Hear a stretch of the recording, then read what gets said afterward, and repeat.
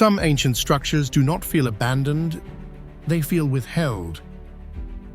Buried beneath sand, sealed behind collapsed entrances, or standing alone in hostile landscapes, they suggest intention, far beyond survival. Stones cut with precision that defies their supposed tools. Chambers aligned with celestial events centuries before recorded astronomy. Entire complexes built where resources were scarce, yet executed with unwavering accuracy. These are not romantic legends, they are physical anomalies carved into the earth.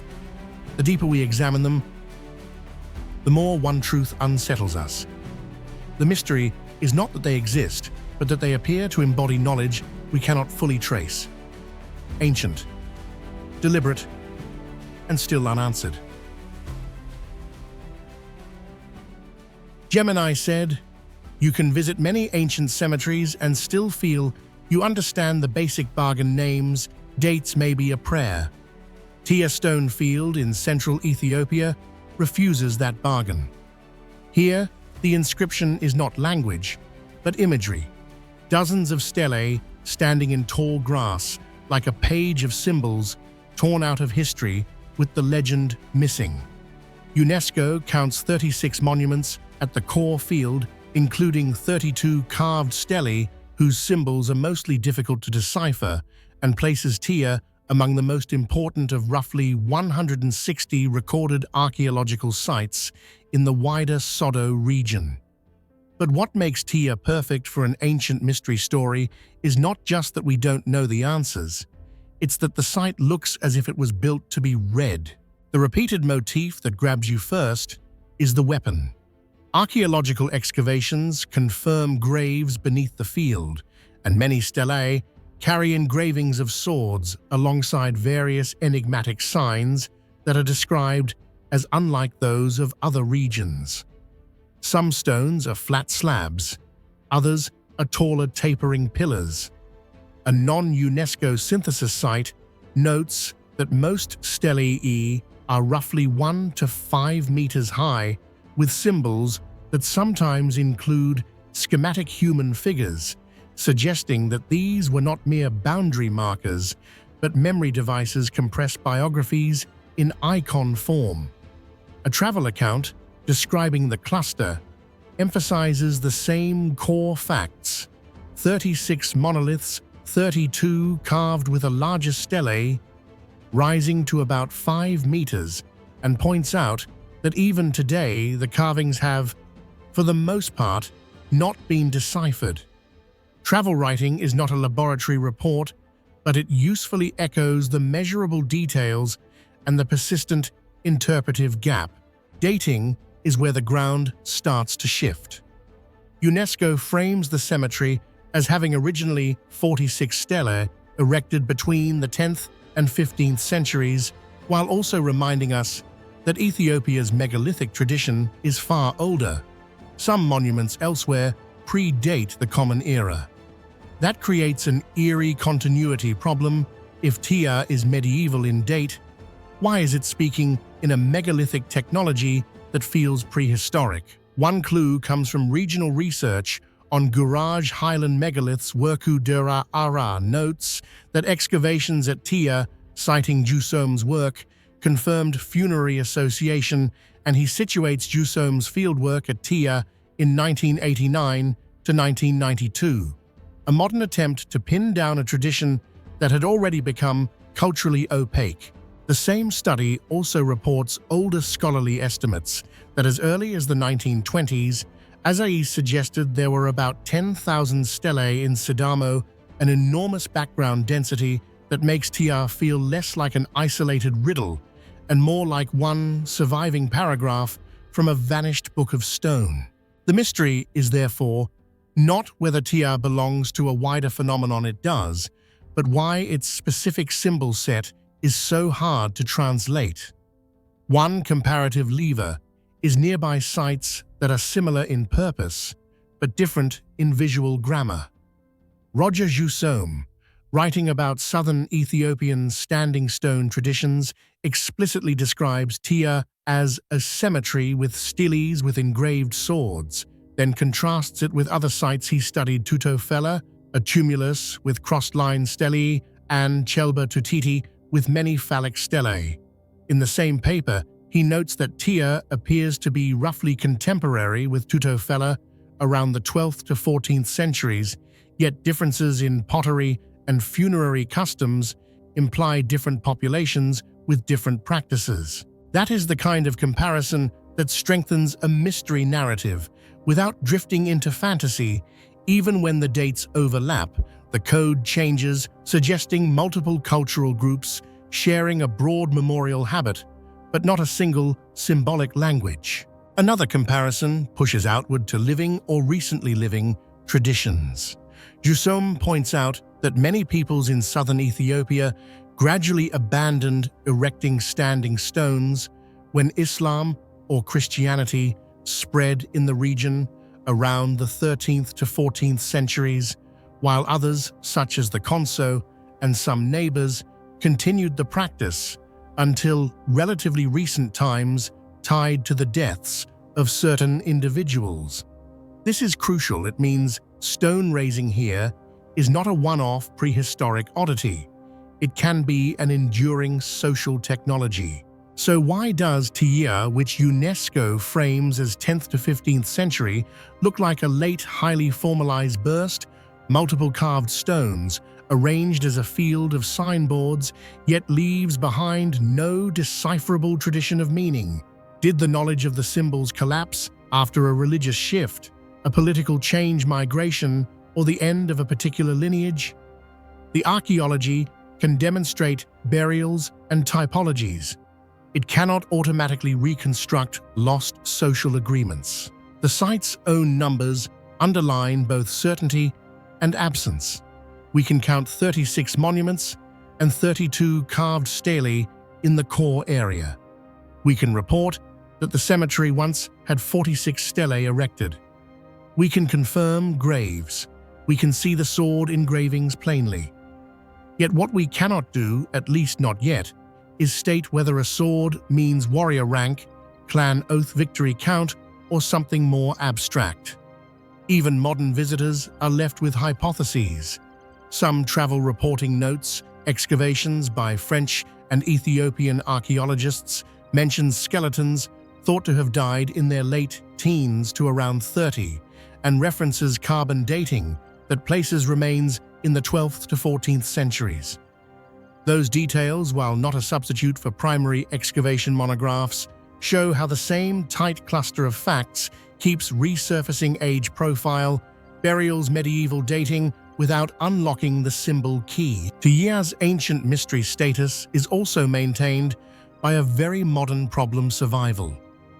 UNESCO's assistance records include a 2019 conservation project specifically aimed at assessing surface degradation and waterlogging effects on the megalithic structures, with an approved budget of $16,995. Preservation matters because every softened line or damaged edge is a lost data point in a system we already struggle to interpret. If Tiya is a coded archive, then conservation is not cosmetic. It is the act of keeping the last remaining letters from being erased before anyone learns how to read them. So the story you can tell is grounded and still unsettling. Tiya is a funerary field where a community marked the dead with standing stones, many carved with swords, in a region crowded with other megalithic sites. Archaeology and survey history, from early 20th century observations through late 20th century fieldwork, has confirmed burials and placed the tradition broadly in the medieval period. Comparison with nearby cemeteries and tumuli shows that even contemporary groups may have used different symbols and customs, implying multiple identities behind a shared stone-building habit. And yet the central puzzle remains intact. The stelae look like messages, but their grammar is gone. In that gap between what can be measured and what cannot be translated, Tiya becomes what few sites truly are: a documented place that still behaves like an enigma. A few kilometers from the quiet town of Isnos, in the upper Magdalena Highlands, Alto de los Idolos does not feel like a normal archaeological stop. It feels like a ritual that never ended. The ground rises into carefully shaped terraces and mounds, and at the edges of tomb architecture, stone figures wait in silence. Some are human, some are animals. Many are both at once, as if the sculptors wanted to freeze the moment where a person becomes something else. The first thing that makes this place unsettling is that it is clearly the product of planning and authority, yet the society behind it left no readable texts to tell us what any of it meant. What remains is a coded landscape, engineered earthworks, funerary chambers, and guardians carved from volcanic stone, all arranged to guide the living through the threshold of the dead. The scale is one of the strongest pieces of evidence that we are looking at a major ceremonial system rather than scattered graves. The San Agustin tradition is associated with hundreds of megalithic sculptures, often summarized as roughly 600 statues across the wider region. That number matters because it implies generations of skilled labor, quarrying, carving, transport, and ritual installation. Even within the recognized heritage zone, a large share of the known monumental elements are concentrated inside the protected boundaries, suggesting an intentional sacred core rather than random survival. Alto de los Idolos stands out inside this larger puzzle because it preserves the logic of monument mound and idol in a compact setting. A guide published by the Colombian Institute of Anthropology and History describes Alto de los Idolos as second only to Las Mezquitas for density of tombs, mounds, and statues, and notes that it was reported early in the research history of the region. Other descriptions of the site emphasize an engineered layout, a terraced hilltop setting with multiple funerary features, and a ceremonial approach that feels designed. One local inventory account describes two artificial esplanades linked by a long constructed embankment of about 300 meters, which is exactly the kind of infrastructure you build when you expect processions, repeated ceremonies, and controlled movement through space. Then comes the idol that turns a question into a shock. Several sources identify Alto de los Idolos as the home of the tallest statue in the San Agustin area, around 7 meters high. Whether it once stood upright as a sentinel or ended up tilted and partially buried over time, the key point is the same. This was monumental work placed in a mortuary landscape, not a casual carving left in a village plaza. What did these figures represent? The safest answer is also the most frustrating one: we do not know. Yet the pattern is too consistent to dismiss. The heritage description of the San Agustin complex highlights elaborate funerary architecture with corridors, columns, sarcophagi, and large statues depicting gods or supernatural beings tied to ancestors and power. That framing matters because it offers a functional reading. These were not just memorials to individuals, but instruments in the institutionalization of authority through the dead. In many tomb contexts, the statues behave like guardians of thresholds stationed where a chamber begins, where a corridor narrows, where the living must pause before approaching the sealed world below. The iconography deepens the mystery instead of solving it. The figures are often hybrid human faces with fangs, animal jaws fused to human bodies, birds and reptiles folded into the same silhouette. If you want a comparison that clarifies the strangeness, look at Rapa Nui. Moai are immense and repetitive, a single ancestral formula multiplied. Alto de los Idolos belongs to a different logic. It multiplies transformations rather than portraits. Instead of one standardized ancestor, it offers a catalog of beings that appear mid-change, as if identity in this worldview was not fixed but negotiable, especially at death. That contrast does not prove what the idols are, but it shows what kind of question we should be asking. Not who is this person, but what state is this being in? The engineering is another layer of the enigma. Monumental statues and megalithic tombs demand coordination. The San Agustin research tradition has repeatedly emphasized that these were not simple pits with grave goods, but constructed funerary architectures integrated with earthworks. In the Mesquites area, archaeological work described in an ICANH guide notes evidence of major retaining constructions executed as a single planned event, not a slow, accidental build-up, which supports the idea of organized building episodes. That kind of construction implies leadership design knowledge and the ability to mobilize labor at scale. The history of excavation shows how long the site has resisted easy interpretation. An ICANH account hosted on Google Arts and Culture credits the first scientific investigation to the German ethnologist Konrad Theodor Preuss in 1913 and 1914, followed by later excavation efforts, including work at Meseta B in 1943 by Colombian archaeologist Luis Duque Gomez. This is important because it means Alto de los Idolos is not a newly discovered curiosity.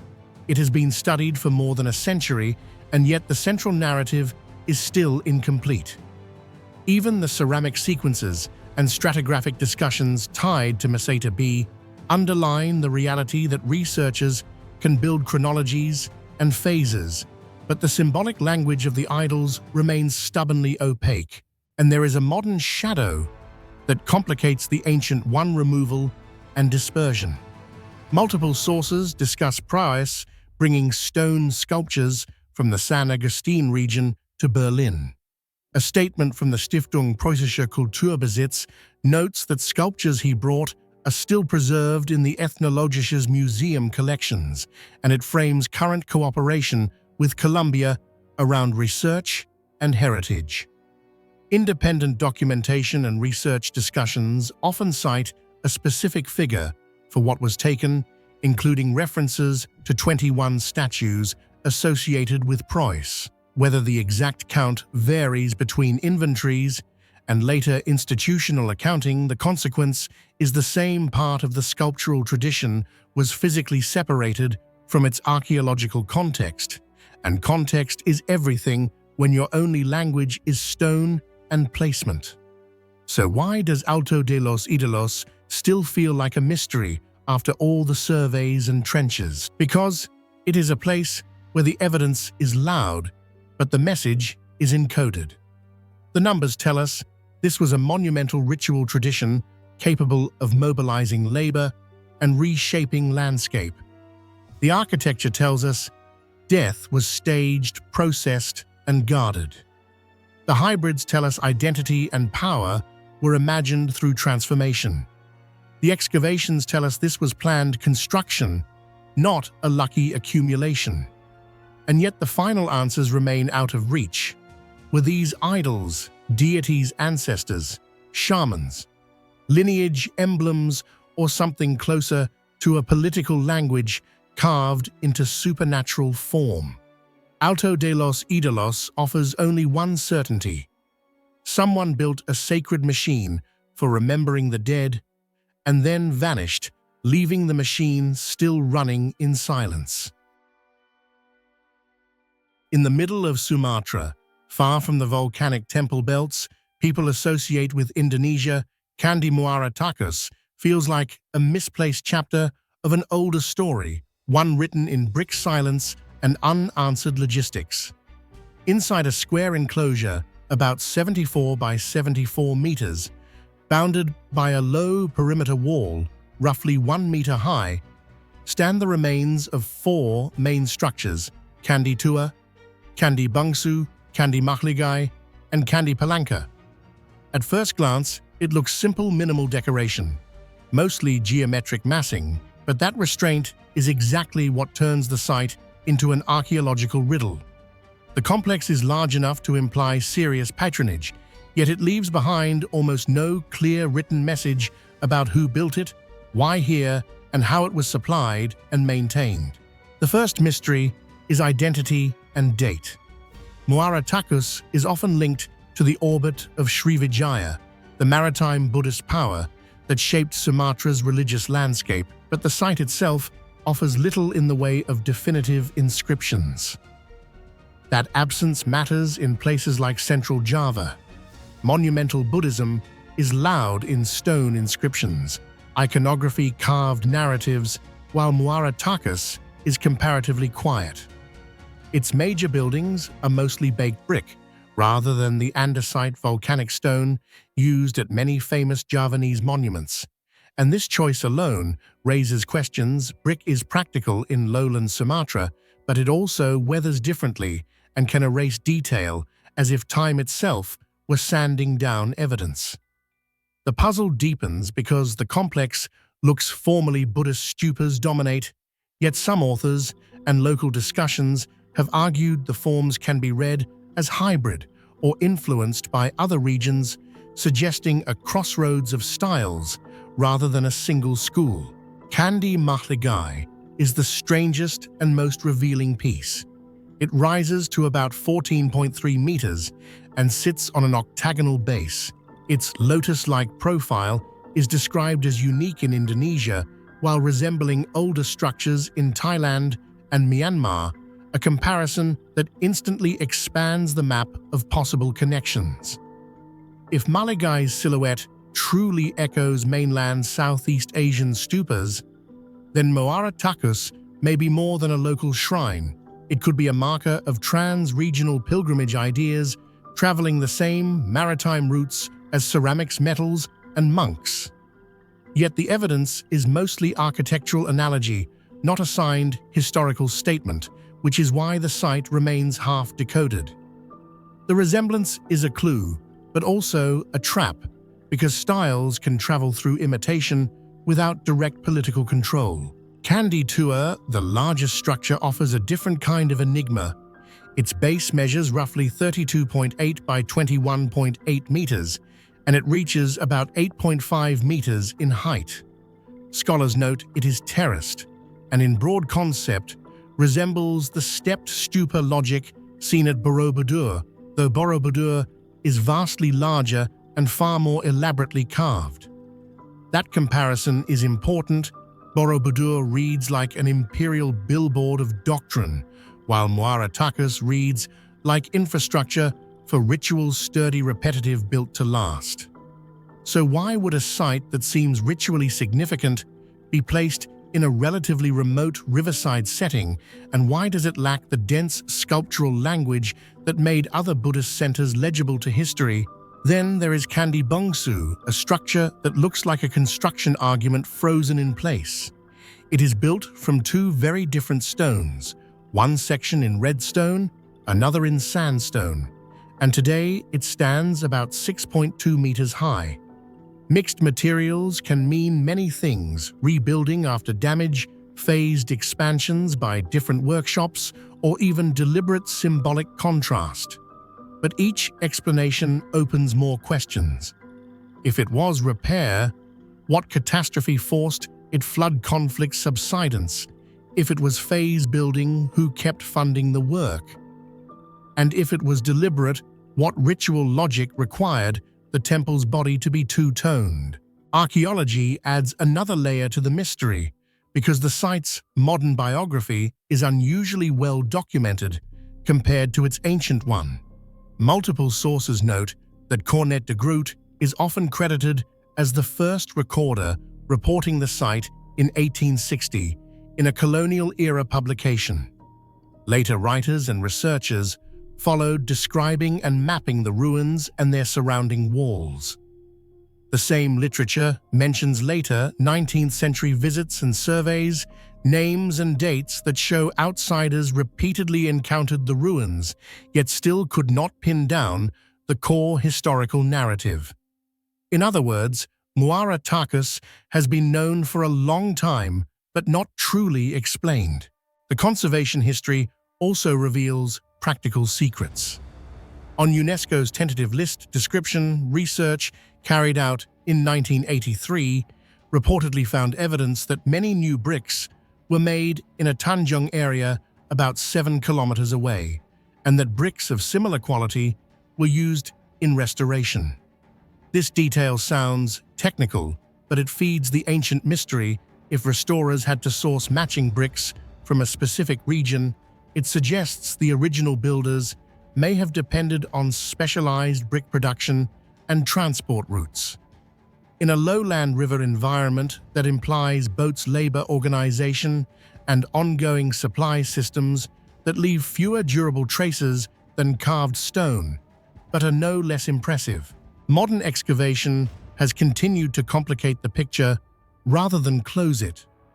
Reports about a 2013 excavation by Balai Archaeology Medan around the Muara Takus area describe the discovery of around 10 cultural heritage objects, and researchers have discussed additional brick structures near the complex, sometimes labeled with names like Candi Vajra in the excavation literature, interpreted as sacred features based on associated finds and context. Each new discovery widens the site's footprint. Muara Takus may not be just 4 monuments inside a neat square, but the surviving core of a larger religious landscape, partially buried and partially erased. If Angkor is the Khmer Empire's loudest statement in stone, then Sambor Prei Kuk, especially Group N, Prasat Sambor, is the whispered draft that came earlier, half hidden by forest and time, yet packed with clues that still refuse to line up into a single, clean story. This is one of the core temple groups of ancient Ushanapura, a pre-Angkorian capital associated with the Chenla period, built mainly in the 7th century and later altered in places. The site sits in today's Kampong Tom province, roughly 176 kilometers east of Angkor and about 30 kilometers north of Kampong Tom town, a geography that matters. It places the complex in a corridor between river routes and the Tonle Sap region, strategic for power pilgrimage and supply. Group N is often described as the main temple cluster, and it is tied to King Yasovarman I, reigned 616 to 637 CE. A key anchor point, almost too perfect for mystery storytellers, is that an inscription connected to his reign is cited as being dated 13 September 627 CE, which helps pin at least part of this sacred landscape to a precise moment in time. But a date does not solve the bigger question. How does a forest city assemble a monumental religious core so early with brick towers, enclosures and ceremonial routes, and then leave behind a plan that archaeologists still debate? Here, the first ancient mystery is not whether Group N existed. It did, but what exactly it was meant to do in the spiritual and political imagination of the time.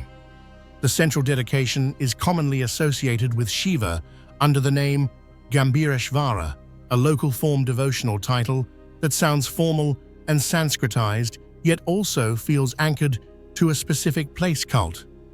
Why this name here in this cluster, and what rituals required this particular identity of Shiva? The epigraphic record is significant yet incomplete. The living ritual choreography is gone. In later Angkor, inscriptions and iconography often feel more systematized. At Sambor Prei Kuk, the evidence suggests a powerful cult center, but the instruction manual has not survived. The second mystery is architectural, and it is where Sambor Prei Kuk most clearly differs from the Angkor most people recognize. Angkor's classical image is sandstone towers and vast hydraulic geometry.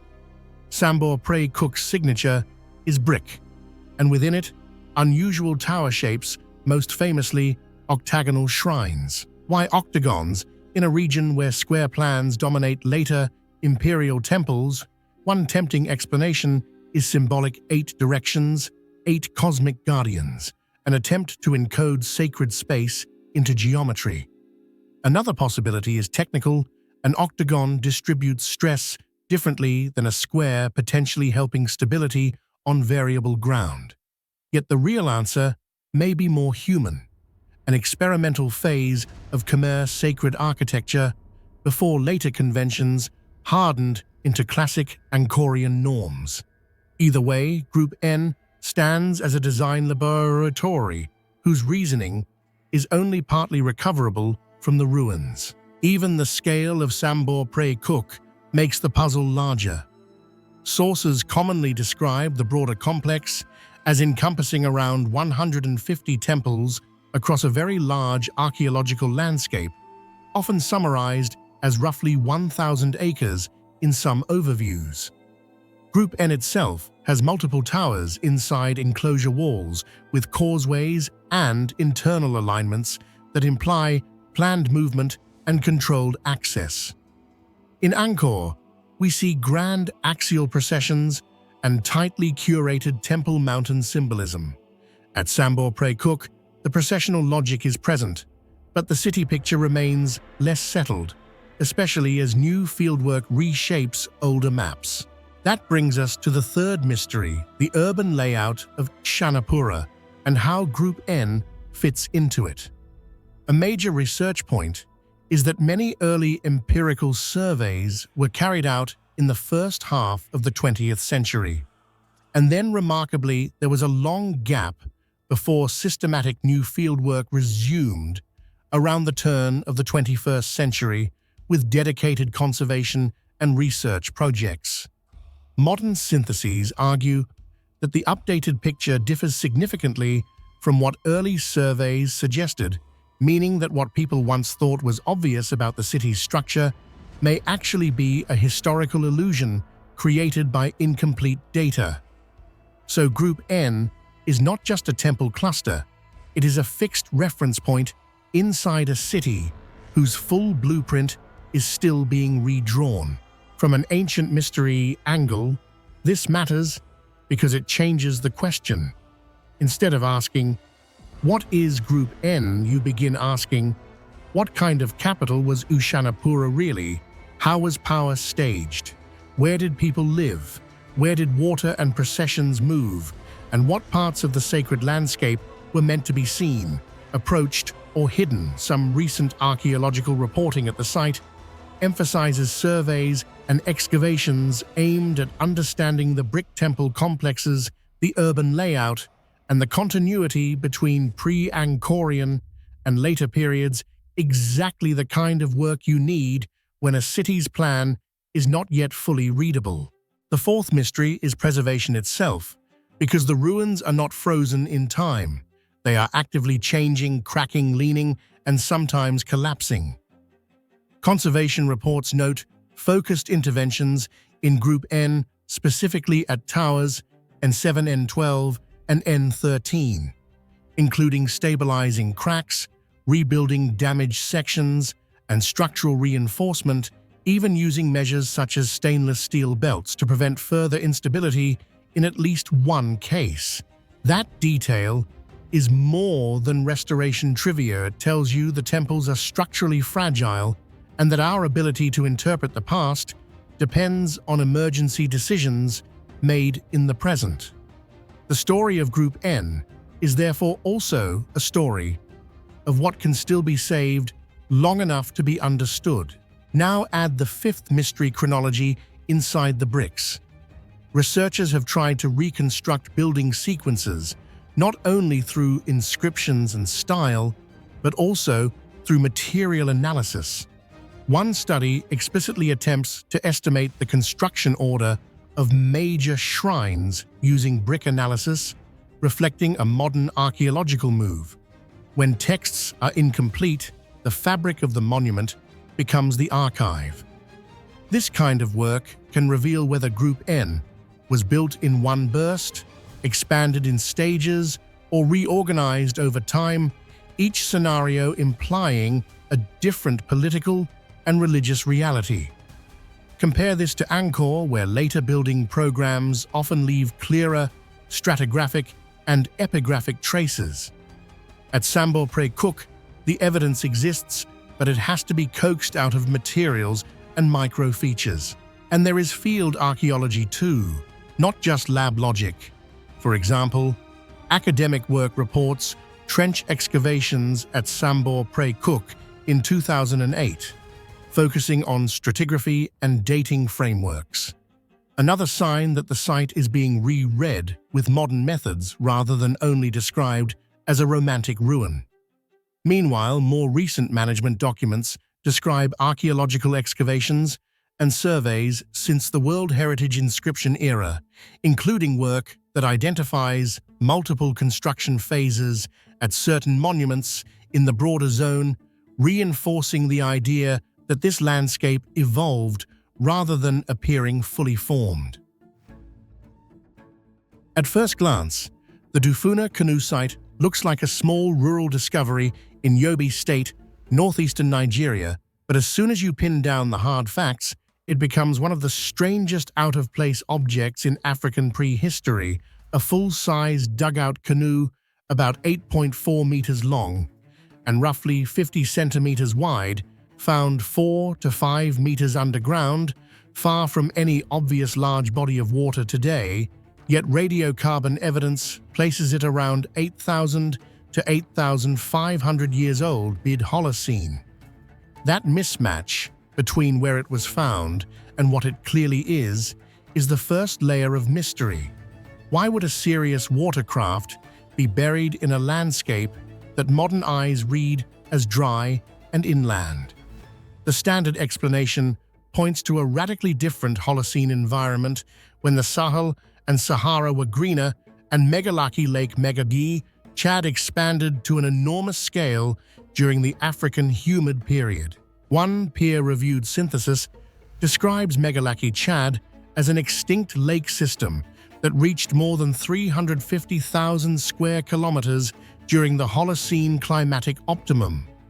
If the shoreline and floodplains were once pushed outward, then places like Dufuna today, wrong for a canoe, could have been connected to seasonal lagoons, channels, or inundated plains tied to the Chad Basin. That still leaves a haunting gap. The canoe is a solid object. The ancient waterways are reconstructed indirectly from sediments and landforms.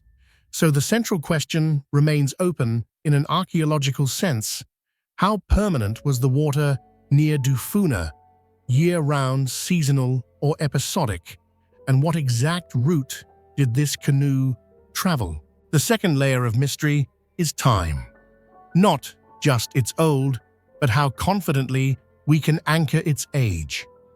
The Dufuna canoe is commonly presented as the oldest known boat in Africa, and after Europe's Pesce canoe, among the oldest surviving boats on Earth.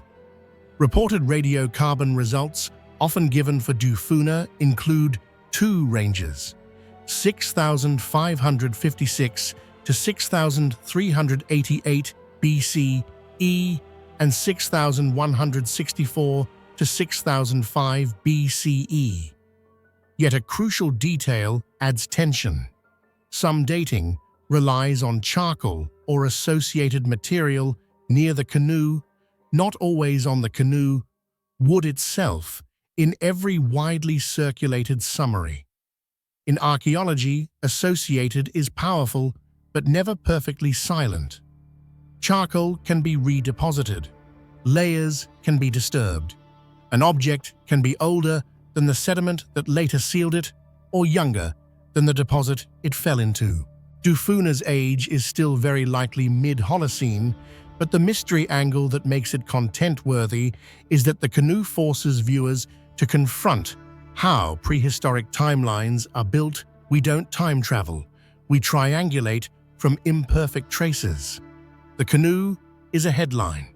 The method is the hidden drama. Then comes the third layer: skill. This is not a toy boat or a fragment. The canoe's dimensions, again about 8.4 meters long, imply capacity and intent. It could plausibly carry people, nets, fish, and supplies. During excavation reporting, researchers noted that bow and stern were shaped to points, and that tool marks suggested stone implements, described as core axe-like or pickaxe-like bifacial tools with microlithic character. The most unsettling implication is simple: a craft tradition like this doesn't appear from nowhere. If a community can carve a stable, long dugout, then there were likely earlier canoes, repairs launch places, fishing strategies, maybe even shared design rules. Yet almost all that would be made of wood fiber and plant matter that normally vanishes. So Dufuna becomes a survivor that reveals an entire missing library, a mature technology with most of its chapters rotted away. The fourth layer is the excavation history itself, because it reads like a slow-motion reveal rather than a single cinematic moment. The canoe was reportedly discovered on 4 May 1987 when a herdsman digging a well hit something hard at around 4.5 meters depth. Initial explorations and sampling followed, including work tied to the University of Maiduguri, and then a joint German-Nigerian effort returned. In 1994, a team excavated the canoe over about 2 weeks, reportedly using around 50 laborers to free it from waterlogged deposits. Here, the mystery is less supernatural and more geological. The canoe survived because it lay in a waterlogged, oxygen-poor setting, protected by layered sediments that kept oxygen away, slowing decay. That preservation miracle creates its own modern problem. The moment you lift ancient waterlogged wood into air, it can crack, warp, and collapse without careful conservation. In other words, the same chemistry that kept Dufuna alive for millennia turns it fragile the instant it becomes a museum object, an almost poetic curse of archaeological recovery. Now, compare Dufuna to the Pesse canoe in the Netherlands, often cited as the oldest known boat, dated roughly 8040 to 7510 BCE, but only about 2.98 meters long. That comparison is not just trivia, it sharpens the mystery. Pesse is older, but far smaller. Dufuna is younger by millennia, but far larger, suggesting that by the mid-Holocene, people in the Chad Basin region were not merely experimenting with hollow logs, they were building substantial craft in a landscape that, if the megalithic Chad model is correct, may have supported broad wetland economies and long fishing routes. The eerie part is that Africa almost certainly had many ancient boats, yet because preservation conditions are harsher or less studied, in many regions we see only rare survivors. Dufuna is therefore both a proof and an accusation, proof that early African watercraft existed at impressive scale, and an accusation that the archaeological record is biased toward what can survive and what gets funded to be searched for.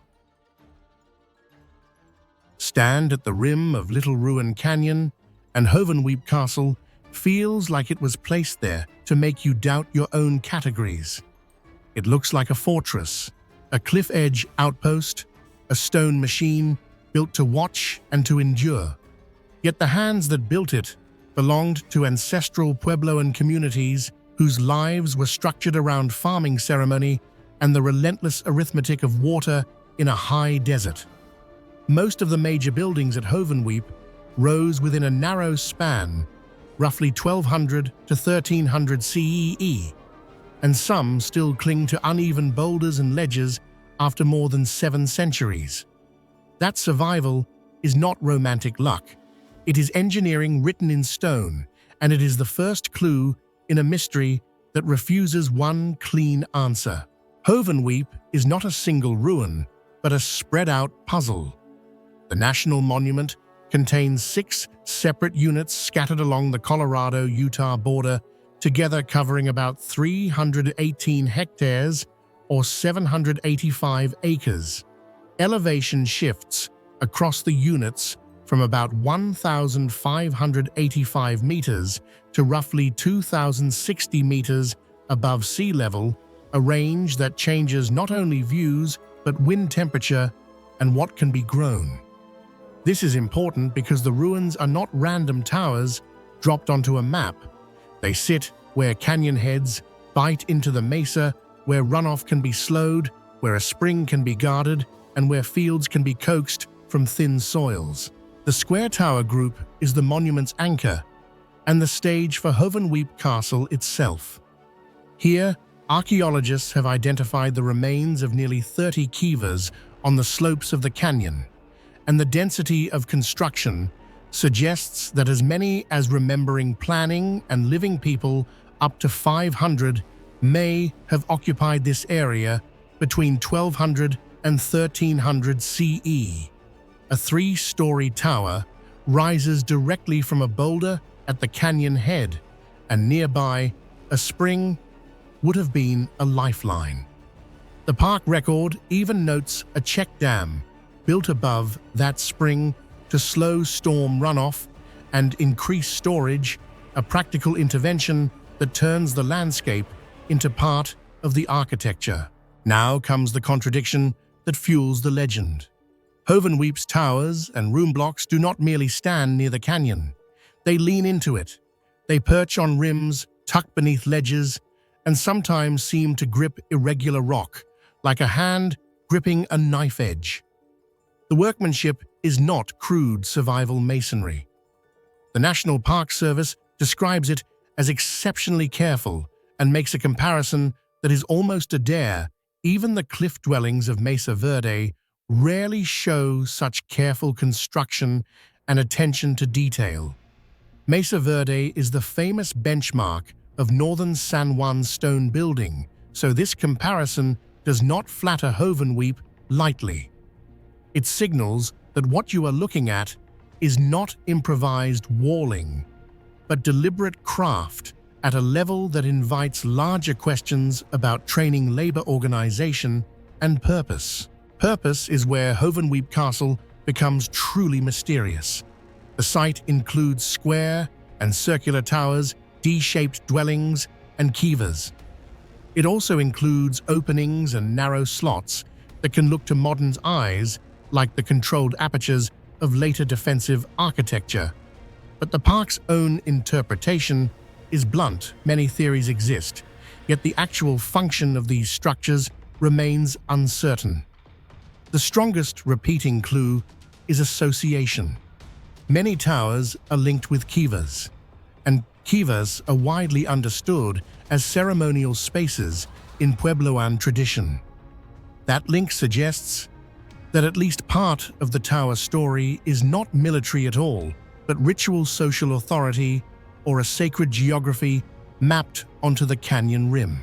If you want a comparison that sharpens the question, place Hovenweep beside medieval watchtowers and then remove the battlefield. What remains is the water problem. In the Square Tower group, a spring is named directly as an important resource, and the presence of water control features, like the check dam, makes it plausible that some towers acted as guardians of access storage and social rules around scarcity.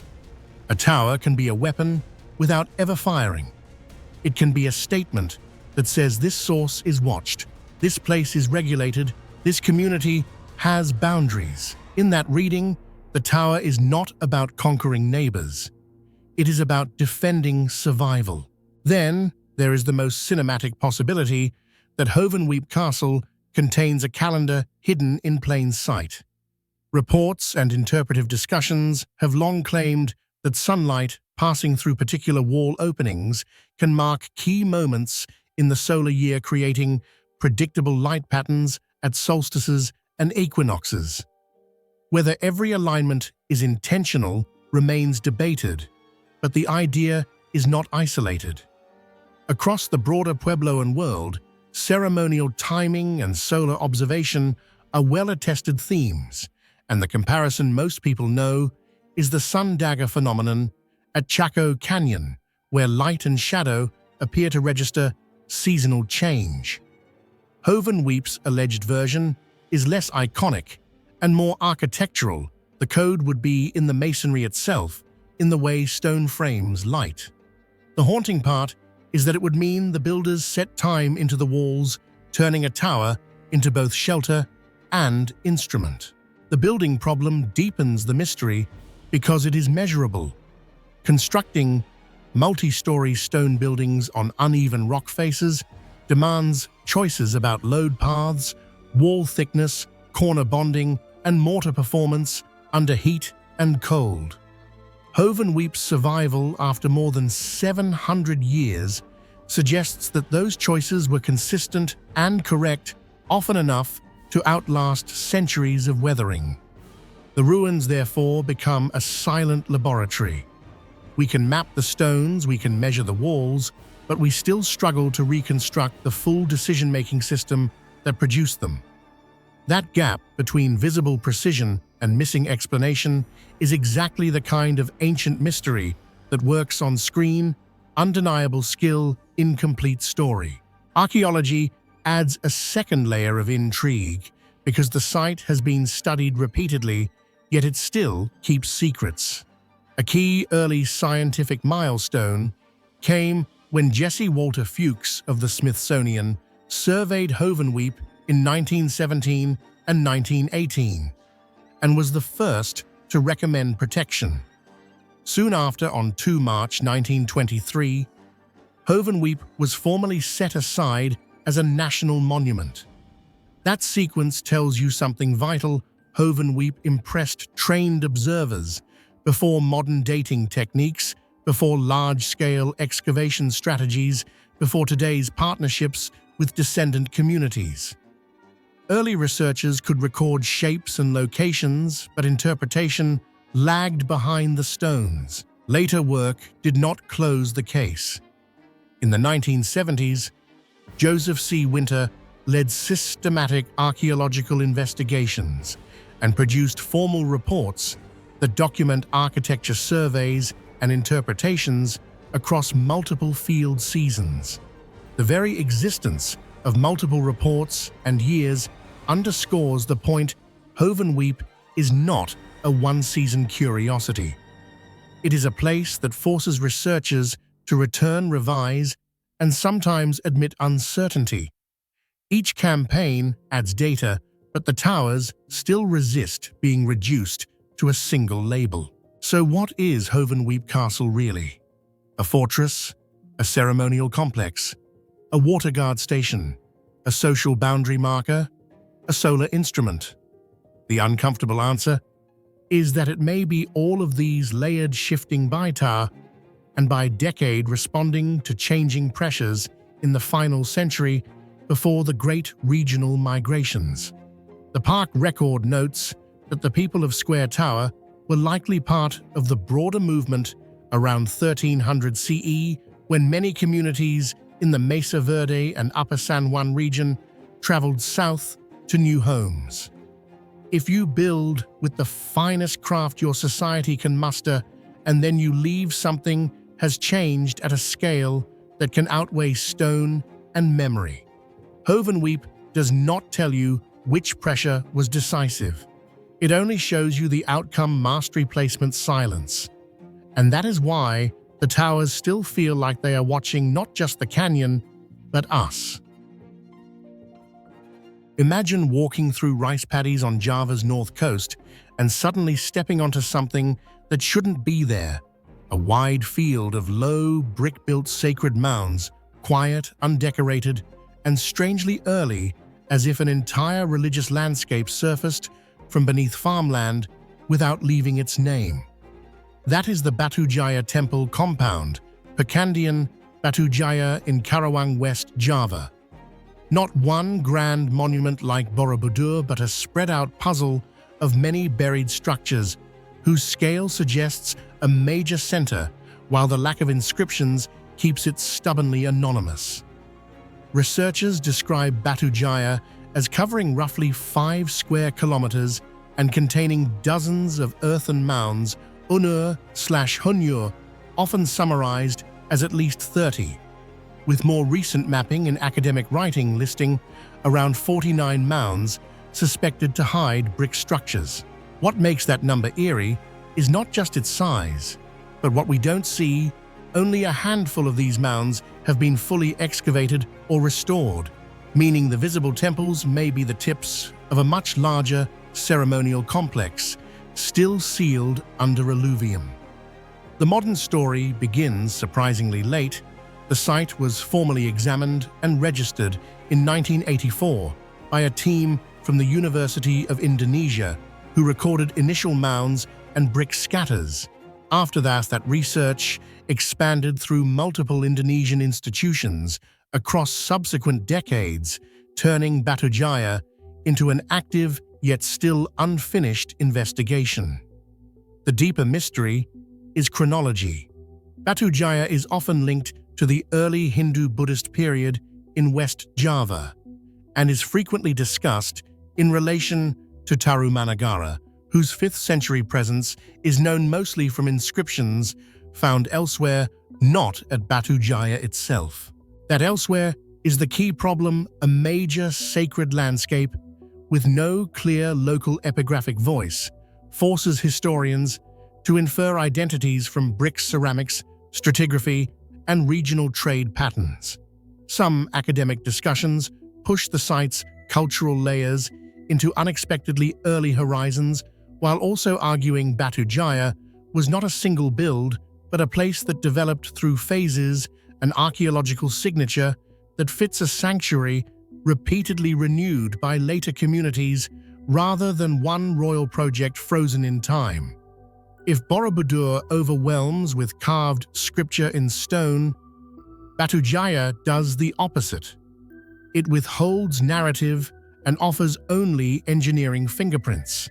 The most famous restored structure, Candi Jiwa Segaran 1, is bluntly minimal: no dramatic stairway, no relief program, just a squared brick mass often described around 18 by 18 meters and about 4.7 meters high, with excavation campaigns noted in 1984 and 1985 to 1986, and restoration reported in 1996 to 2001.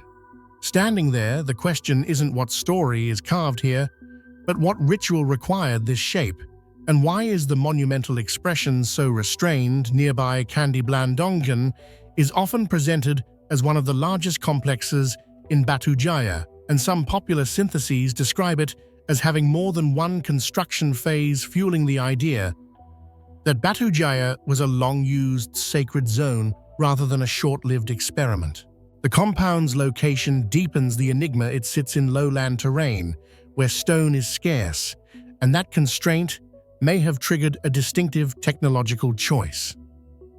Unlike many Javanese classics built with volcanic stone, Batu Jaya's structures are made largely of brick and saucers.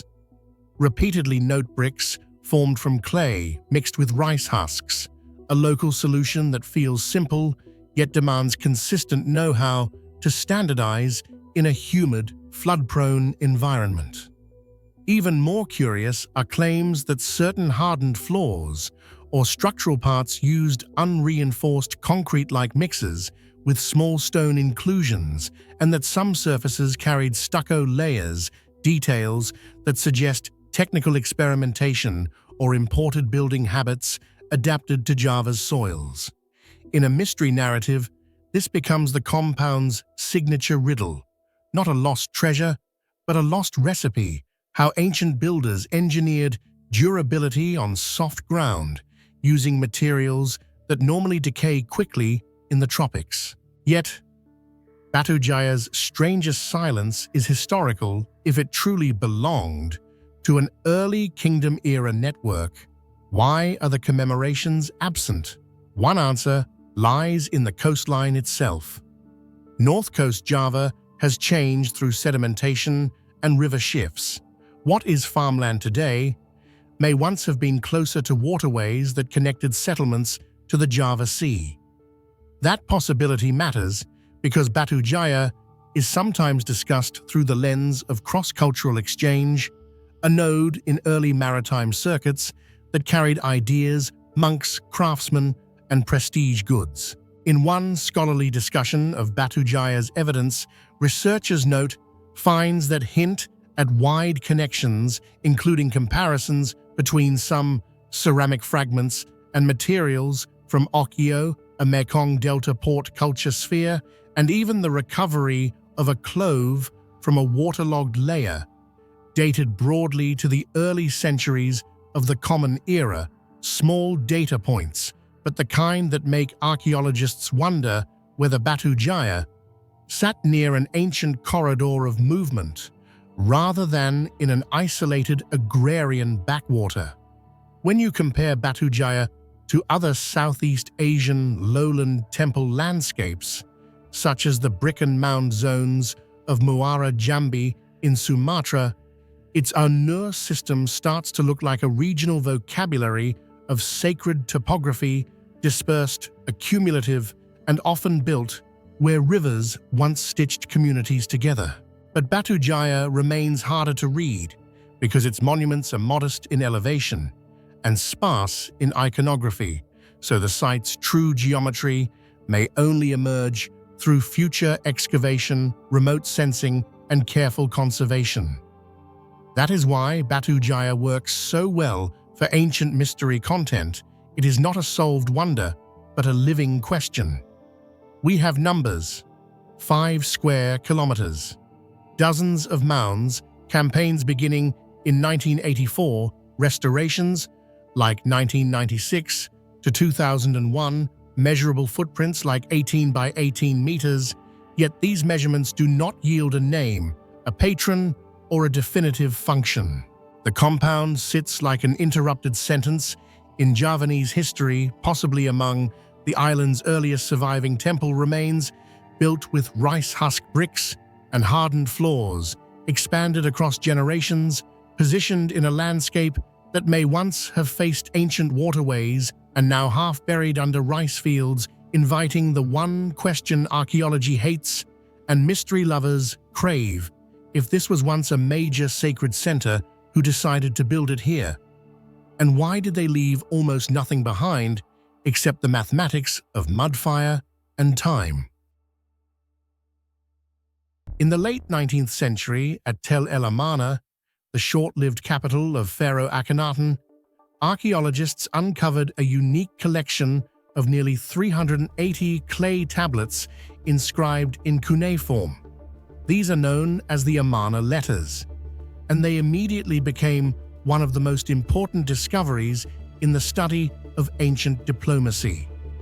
What makes them remarkable is that they were not written in Egyptian, but primarily in Akkadian, the common diplomatic language of the Near East in the 14th century BCE. They are not merely lifeless fragments of words, but a vivid portrait of a turbulent world where great empires competed for influence. Petty states trembled as they begged for protection, and Egypt, seemingly the supreme power, gradually revealed deep cracks in its political and military foundations. Why do you think the Amarna court remained silent in the face of such desperate pleas in the letters? Was Egypt truly weakening? Or was Pharaoh Akhenaten simply too absorbed in his religious reforms? Share your thoughts in the comments below. The Amarna letters were sent from many different countries and territories: Babylon, Mitanni, the Hittites, Assyria, as well as city-states of Canaan and the Levant. They deal with a wide range of matters, from diplomatic marriages, exchanges of gifts, and the establishment of alliances, to requests for military aid. On the surface, these may appear to be mere administrative procedures or diplomatic records, but read more closely, they reveal a world full of tension and disorder, where power relationships that seem secure were in fact deeply unstable. One of the most striking aspects lies in the letters from local rulers in Canaan. These petty kings ruling city-states no larger than towns repeatedly cried out for the help of the Egyptian pharaoh. They spoke of threats from nomadic groups, like the Haberu of rebellions in neighboring city-states, and of the fear that their lands would soon fall if they were not protected. In many letters, the tone is even desperate, with pleas such as, "If the king does not send troops, your servant will lose everything." This reveals that Egypt did not truly control Canaan outright, but only maintained its influence through a fragile network of vassals. One of the greatest mysteries revealed by the Amarna letters is the question, why did Egypt, the dominant superpower of the Near East at that time, seemingly ignore the desperate pleas for help from its vassals in Canaan and the Levant? Many letters describe urgent situations with petty rulers repeatedly reporting the threat of losing cities and lands, yet they appeared to receive no response. Historians suggest the reason may lie in Pharaoh Akhenaten, who instead of focusing on governance and diplomacy, devoted almost all his energy to his radical religious reforms. He elevated the god Aten to a position of exclusivity, built Amarna as a new center of worship, and immersed himself in rituals and doctrine. This neglect of diplomacy gradually caused Egypt to lose its leadership role in the region, opening fissures of power that would prove difficult to mend. This imbalance of power is reflected clearly in the letters. On one hand, the vassal kings constantly emphasized their subservience, calling the pharaoh "my son" or "my sole lord," sending gifts and declaring absolute loyalty. But on the other hand, their tone is filled with fear and anxiety. They not only begged for gold and troops, but also denounced each other, competing for the pharaoh's attention to secure their own positions. This shows a decaying diplomatic network, where loyalty was maintained mainly through military protection. And once that protection became uncertain, everything began to fracture. Into this power vacuum, new forces began to rise. The Hittites from Anatolia expanded their power southward. The Assyrians entered a phase of revival, and the Habiru nomads, once dismissed, became a real threat to the fragile city-states. The Amarna letters capture the moment when Egypt, once dominant, grew increasingly helpless in the face of regional upheavals. The silence of the Amarna court in response to these desperate pleas remains one of the greatest mysteries of history. Another puzzle concerns how these letters were preserved. When Amarna was abandoned after Akhenaten's death, why were the clay tablets left intact? Were they deliberately kept as an official archive or simply left behind when the court hurriedly fled? If they were truly vital diplomatic documents, they should have been transferred to the new capital or stored carefully. This raises the question, perhaps the Amarna regime genuinely undervalued diplomacy, prioritizing religion over politics, and allowed its external administrative system to collapse.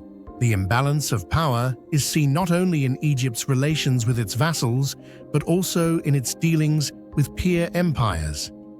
In many letters from the kings of Babylon or Mitanni, we see demands of equality. They called the pharaoh brother, insisted on balanced exchanges of gifts, and even complained if Egypt sent fewer treasures than expected. This proves that Egypt, despite its strength, could not impose its authority completely over other great powers. In reality, Egypt had to play by the common diplomatic rules where gift exchange and political marriages were crucial. Once the pharaoh could no longer maintain this balance, the image of Egypt as an unrivaled empire began to crumble. What makes the Amarna letters so mysterious is that they are both historical evidence and an incomplete puzzle. They tell us of a diplomatic crisis, yet leave out Egypt's responses. They reveal the anxieties of the vassals, yet do not confirm whether their pleas were answered. And it is precisely this gap that has fueled countless theories.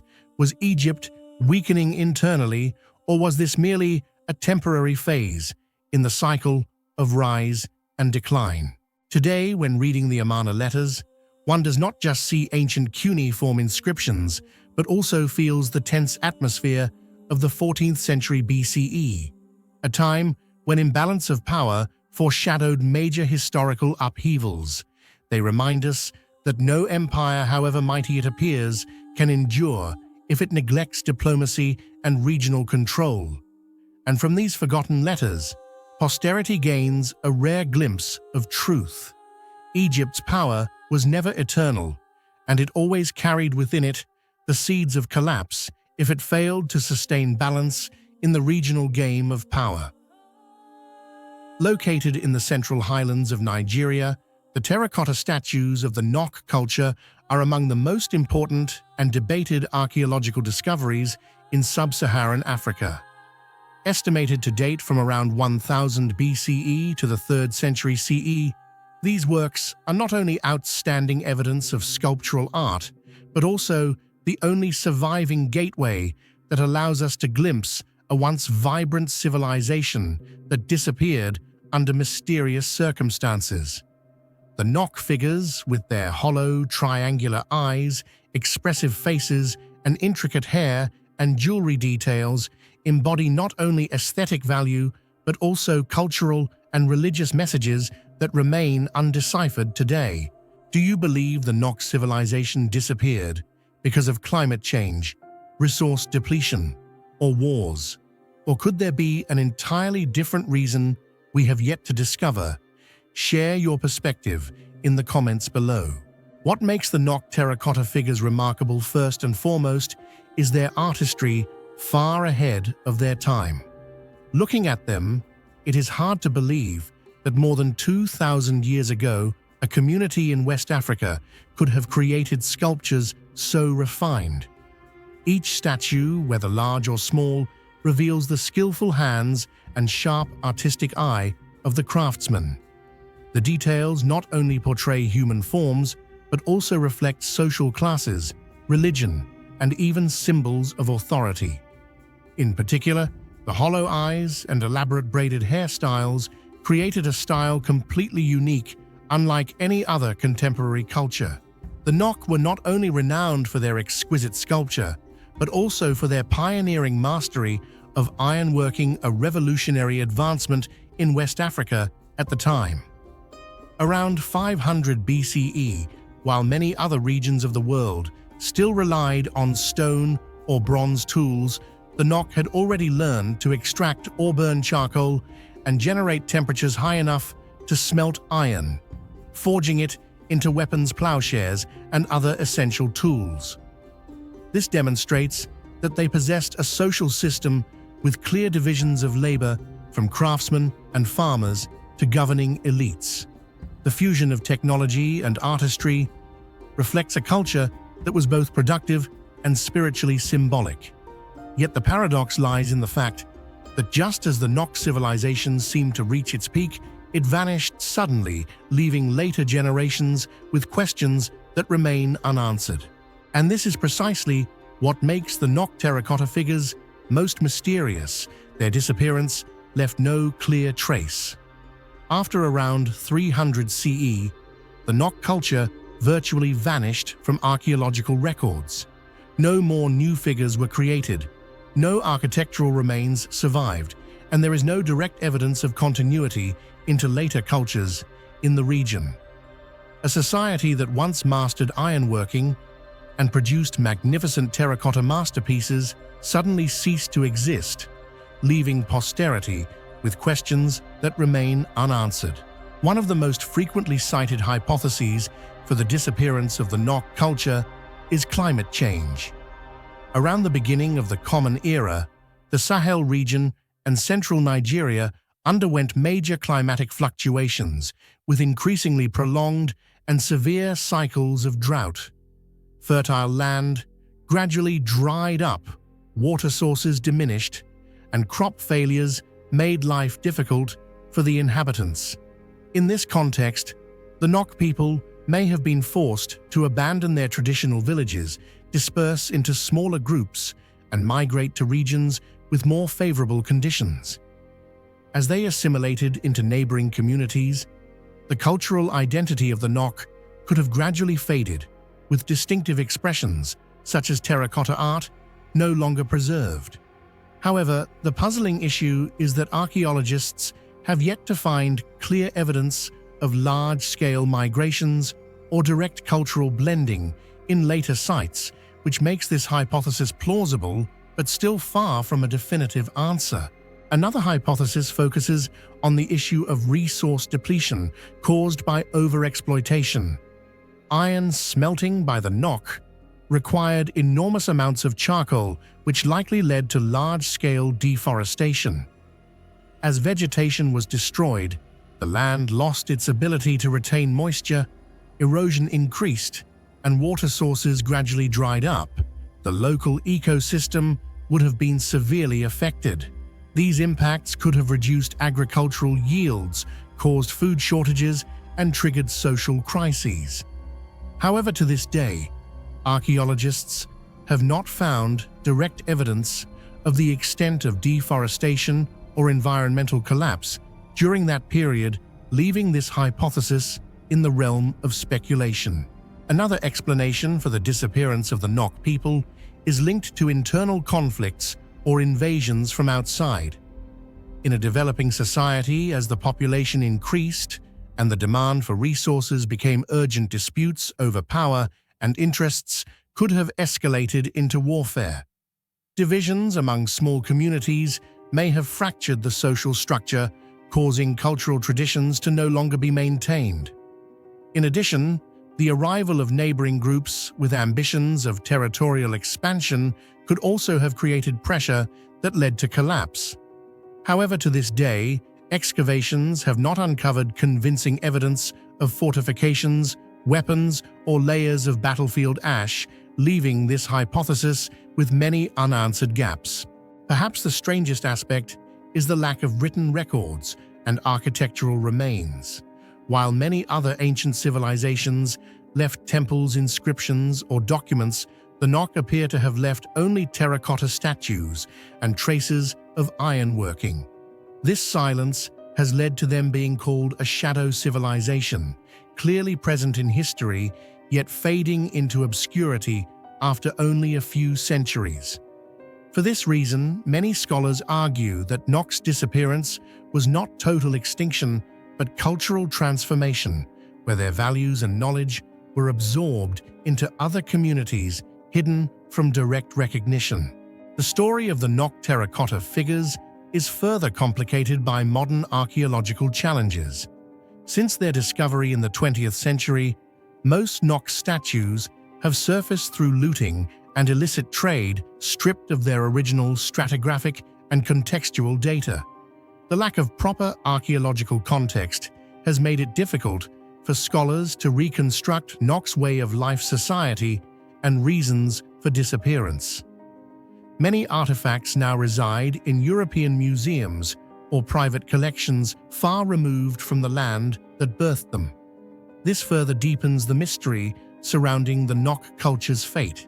Looking more broadly, Nok's mysterious disappearance recalls many other ancient civilizations worldwide, such as the ancient Maya, the Olmec culture, or even desert cities like Ubar in Arabia. All share a common pattern. Once reaching great heights of culture, art, and technology, they collapsed abruptly, leaving behind grand legacies and unanswered questions. Nok stands as a striking example of this harsh historical rule. Not every brilliant civilization survives the currents of time. Today, the Nok terracotta figures are not only objects of archaeological study, but also cultural symbols, reminders of the fragility of human societies in the face of natural and social upheavals. Each figure, with its hollow eyes gazing into emptiness, seems to ask us, what happened to us? Why did we vanish? And perhaps that silence itself is the most powerful answer, compelling posterity to continue searching, excavating, and reflecting. Hidden within the ancient city of Luxor lies a place that rivals the pyramids, and even the Great Sphinx in grandeur, yet remains far less understood. Step inside the Karnak temple complex, and you will find yourself in the hypostyle hall, a forest of colossal stone columns so overwhelming that it feels like crossing into another world. Built over 3,000 years ago, this monumental hall was more than a temple. It was a stage for gods and kings, a cosmic symbol carved in stone. And while its towering pillars still inspire awe today, the secrets of how it was built and why it was designed this way continue to baffle historians, leaving the hypostyle hall as one of Egypt's greatest unsolved mysteries. Do you believe the ancient Egyptians built the hypostyle hall with nothing more than manpower and simple tools, or could they have possessed construction knowledge that has been lost to history? Share your thoughts in the comments below. I'd love to hear your perspective. One of the elements that makes the hypostyle hall so striking is its enormous scale. The entire hall covers an area of about 5,000 square meters, with a total of 134 massive stone columns standing close together, forming a unique stone forest in the history of architecture. Among them, 12 central columns soar to a height of 21 meters with a diameter of nearly 3 meters, making them comparable to modern multi-story buildings. The surrounding columns, though shorter, still tower over human height, enhancing the sense of awe upon entering. As sunlight filters through the high openings and reflects across the carved walls, the whole space transforms into a surreal world where people feel small before the grandeur of the gods. This combination of colossal dimensions, dramatic light, and intricate carvings created both a visual and spiritual impact, turning the hypostyle hall into an eternal symbol of power and religious devotion in ancient Egypt. What troubles archaeologists, engineers, and historians most is the mystery of construction. How could the ancient Egyptians, with the primitive tools of the Bronze Age, transport, erect, and set in place stone columns weighing tens or even hundreds of tons with such astonishing precision?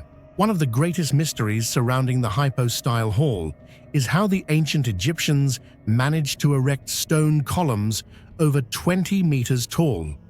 The most common theory suggests they built enormous earthen ramps, creating a sliding path to haul the multi-ton blocks into position.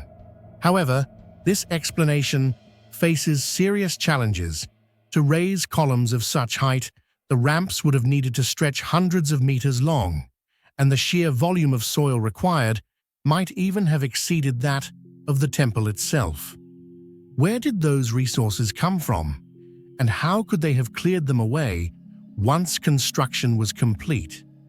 Some scholars propose that the Egyptians may have known primitive pulley systems or even used water-based lifting techniques to assist in raising the columns. Yet to this day, no direct archaeological evidence confirms these ideas. This lack of clear answers has left the methods of erecting the hypostyle hall's columns one of the most puzzling questions in the history of ancient engineering. What astonishes researchers just as much is the extraordinary stability of the stone columns at the hypostyle hall. For more than 3 millennia, despite the passage of time wars and even earthquakes, most of the columns have remained standing tall, almost completely unmoved. This demonstrates that the ancient Egyptians had mastered the distribution of weight, the depth of foundations, and the techniques of joining stone blocks to achieve perfect balance. Some scientists even suggest they may have applied principles similar to modern earthquake-resistant architecture despite lacking sophisticated machinery. Was this the result of a body of technical knowledge now lost, or the culmination of centuries of accumulated experience in building monuments? Whatever the answer, this remarkable stability stands as living proof of the timeless genius of the ancient Egyptians. One often overlooked but fascinating detail of the hypostyle hall is the mystery of its colors. Even after more than 3,000 years, traces of red, blue, and yellow paint can still be clearly seen on many of the stone columns, suggesting that the entire stone forest was once covered in vibrant hues. Imagine sunlight streaming through the high ceiling gaps, and reflecting off those vivid patterns, the hall must have glowed like a divine, otherworldly realm. What remains puzzling is how such pigments could endure the harsh Egyptian climate with its intense sun, wind, sand, and extreme temperature changes. The secret behind creating such long-lasting colors is still a great enigma that modern science has yet to fully solve. Beyond construction techniques, the hypostyle hall embodies history and religion. The columns and walls are covered with countless reliefs depicting pharaohs presenting offerings to the god Amun, scenes of conquest and triumph, and sacred rituals of the Opet festival. Some reliefs were carved over previous ones, suggesting the hall served not only religious purposes, but also as a political stage where pharaohs asserted their absolute power. Many scholars believe the design of the hypostyle hall symbolized the cosmos itself. The central columns are thought to represent giant reeds rising from the primordial swamp, the place where, according to Egyptian belief, the creator god shaped the world. The dark hall, pierced by shafts of light from above, may represent the birth of light from primordial darkness. Entering the hypostyle hall, then, was like stepping into a miniature model of the divine universe. One of the most intriguing aspects of the hypostyle hall is the mystery of sound. When stepping into a space filled with hundreds of massive stone columns standing close together, one can immediately notice that voices and footsteps echo in an unusual way, as if the sound were amplified by the gods themselves. Modern researchers believe this phenomenon could hardly be a coincidence. The dense structure and carefully calculated spacing of the columns created an acoustic resonance effect, making prayers or chants sound far more powerful and sacred. If this is true, it proves that the ancient Egyptians not only mastered architecture, but also understood how to harness sound and human psychology to enhance the impact of religious rituals, knowledge far beyond what we usually assume about their civilization. Yet despite centuries of research, the biggest question remains unanswered. How did the ancient Egyptians build the hypostyle hall? We may assume they relied on vast labor forces, manual techniques, and ingenuity, but was it truly just that some scholars speculate the Egyptians had tools and methods now lost, perhaps based on mechanical principles we no longer know? Others, with more mystical leanings, suggest they inherited knowledge from an older civilization, or even from the very gods they worshipped. Whatever the truth, the hypostyle hall still stands as an eternal testament to the creativity and genius of the ancient Egyptians. It is not only an architectural masterpiece, but also a gateway into history's unsolved mysteries. Anyone who sets foot into this forest of stone cannot help but wonder, did the Egyptians know things far beyond their time? And are we today only scratching the surface of that immense knowledge? Far from the towering pyramids of Egypt and the mystical rock-hewn churches of Ethiopia lies a hill cloaked in silence and mystery, Mapungubwe Hill. For over 2 centuries, between 1075 and 1300, this hill was the beating heart of a forgotten African kingdom, a place where gold shimmered under the sun and power radiated from its summit. Here, rulers lived above their people. Artisans shaped golden treasures like the legendary golden rhino, and merchants connected the interior of Africa to distant lands across the seas. Yet despite its wealth and influence, Mapungubwe vanished almost overnight, leaving behind ruins, artifacts, and an enduring question: what force could bring down such a thriving kingdom? What do you think truly caused the sudden collapse of Mapungubwe? Was it drought, shifting trade routes, internal conflict, or something entirely different? Share your thoughts in the comments below. I'd love to know your perspective. Mapungubwe Hill is situated at the junction of present-day South Africa, Botswana, and Zimbabwe near the Limpopo River, a strategic location that once supported ancient agriculture, herding, and trade. Though not tall or imposing, the hill holds immense historical significance as it provides the earliest evidence in southern Africa of a society with clearly defined social stratification. The summit was reserved for the royal family and the elite, serving as the center of power and ritual, while common people lived at the base of the hill tied to farming and daily subsistence. This spatial division not only reflected social inequality, but also marked a turning point in political organization, showing that authority was beginning to concentrate in the hands of a small elite group, paving the way for the rise of more complex kingdoms in southern Africa. What makes Mapungubwe especially famous are its gold artifacts, the most iconic being the golden rhino, a small figurine of a rhinoceros made of gold, yet holding tremendous symbolic weight. In addition, numerous gold ornaments, jewelry, and scepters were uncovered, reflecting the wealth and concentrated power of the rulers. Significantly, gold was not only of material value, but also a symbol of religion authority and sacredness. However, the precise purpose of these items in rituals or what they symbolized in the spiritual life of the Mapungubwe people remains an unanswered question. Beyond its wealth in gold, Mapungubwe astonished scholars with the vast trade network it was part of.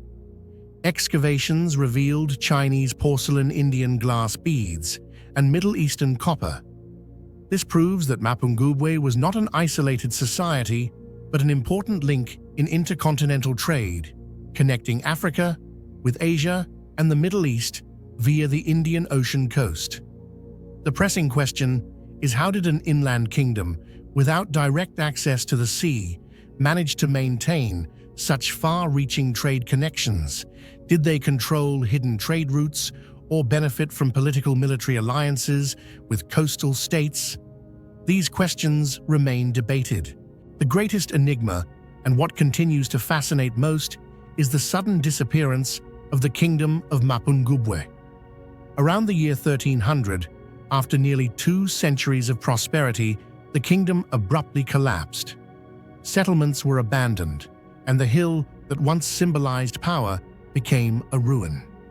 No historical record directly explains the reasons, and the theories proposed remain inconclusive. One of the most widely accepted theories regarding the decline of Mapungubwe is climate change.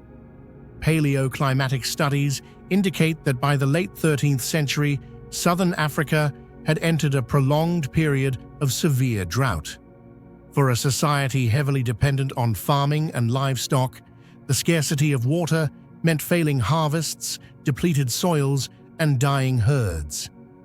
The rapid decline in food supplies drove ordinary people into hardship, shaking the very economic foundation that had kept the kingdom stable. When food and water were no longer sufficient to sustain a large population, social tensions could easily erupt, forcing this once mighty kingdom to face an inevitable collapse. Many scholars argue that drought was only part of the explanation, and that an equally important factor was trade competition. At its peak, Mapungubwe controlled routes linking the African interior with international commerce along the Indian Ocean coast, generating great wealth from gold, ivory, and other resources.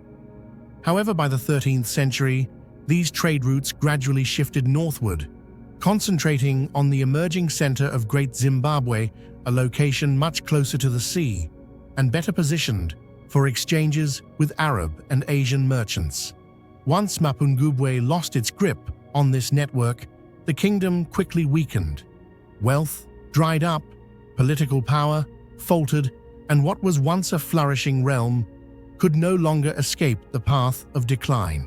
Alongside climate change and trade, another hypothesis emphasizes internal conflict within Mapungubwe society. Its social structure was sharply stratified, the royal family, and elite lived in isolation atop the hill, enjoying privileges and holding treasures of gold, while commoners crowded at the base, burdened with labor and production. This stark divide in wealth and power may have sown seeds of resentment. When prolonged drought and economic crisis reduced food supplies, the pressure intensified, making social unrest more likely. Once such tensions erupted, they could have shattered community cohesion, undermined political stability, and ultimately driven the kingdom toward collapse from within. What is truly strange is that whether caused by nature or society, the disappearance of Mapungubwe left an immense gap in history. A powerful civilization, once part of global trade networks and the creator of exquisite golden works, vanished almost without trace in folklore or oral traditions. This silence only deepens the mystery of the hill.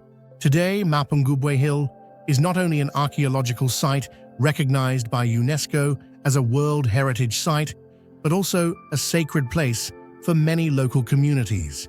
It is believed to serve as a bridge between the human world and the spirit realm of the ancestors. Traditional rituals and oral traditions continue to regard Mapungubwe as a place of power where past and present meet. What makes Mapungubwe extraordinary is the combination of archaeological splendor and unresolved mystery. It demonstrates that Southern Africa was once home to a complex, prosperous, and distinctive civilization, while also reminding us that all power, however radiant, can fade away. The mystery of Mapungubwe's decline serves as proof of the fragility of civilizations in the face of nature's force, shifting economies and social tensions. Today, standing atop Mapungubwe Hill, gazing over the vast land where the Limpopo River winds, one cannot help but wonder what truly caused this golden kingdom to disappear. Was it merely drought, economic displacement, or perhaps another hidden secret yet to be uncovered? The answer remains buried beneath the stones of the hill, challenging every effort of human research. A towering slab of black granite carved more than 200 years ago still whispers one of history's greatest mysteries. Known as the Merneptah Stele, this monument was raised around 1208 BCE under Pharaoh Merneptah, son of the legendary Ramses II. At first glance, it seems like just another royal victory record, boasting of Egypt's triumphs over enemies far and wide. But hidden within its lines lies a single word, a name, that would forever alter the way we understand ancient history. That name is Israel, the earliest mention of this people ever found outside the Bible, sparking centuries of debate, controversy, and fascination. Does the mention of Israel on the Merneptah Stele prove that this people truly existed in Canaan during the 13th century BCE, or could it just be Egyptian propaganda? Share your thoughts in the comments below. Most of the stele's text is a victory record praising Pharaoh Merneptah's successful campaigns.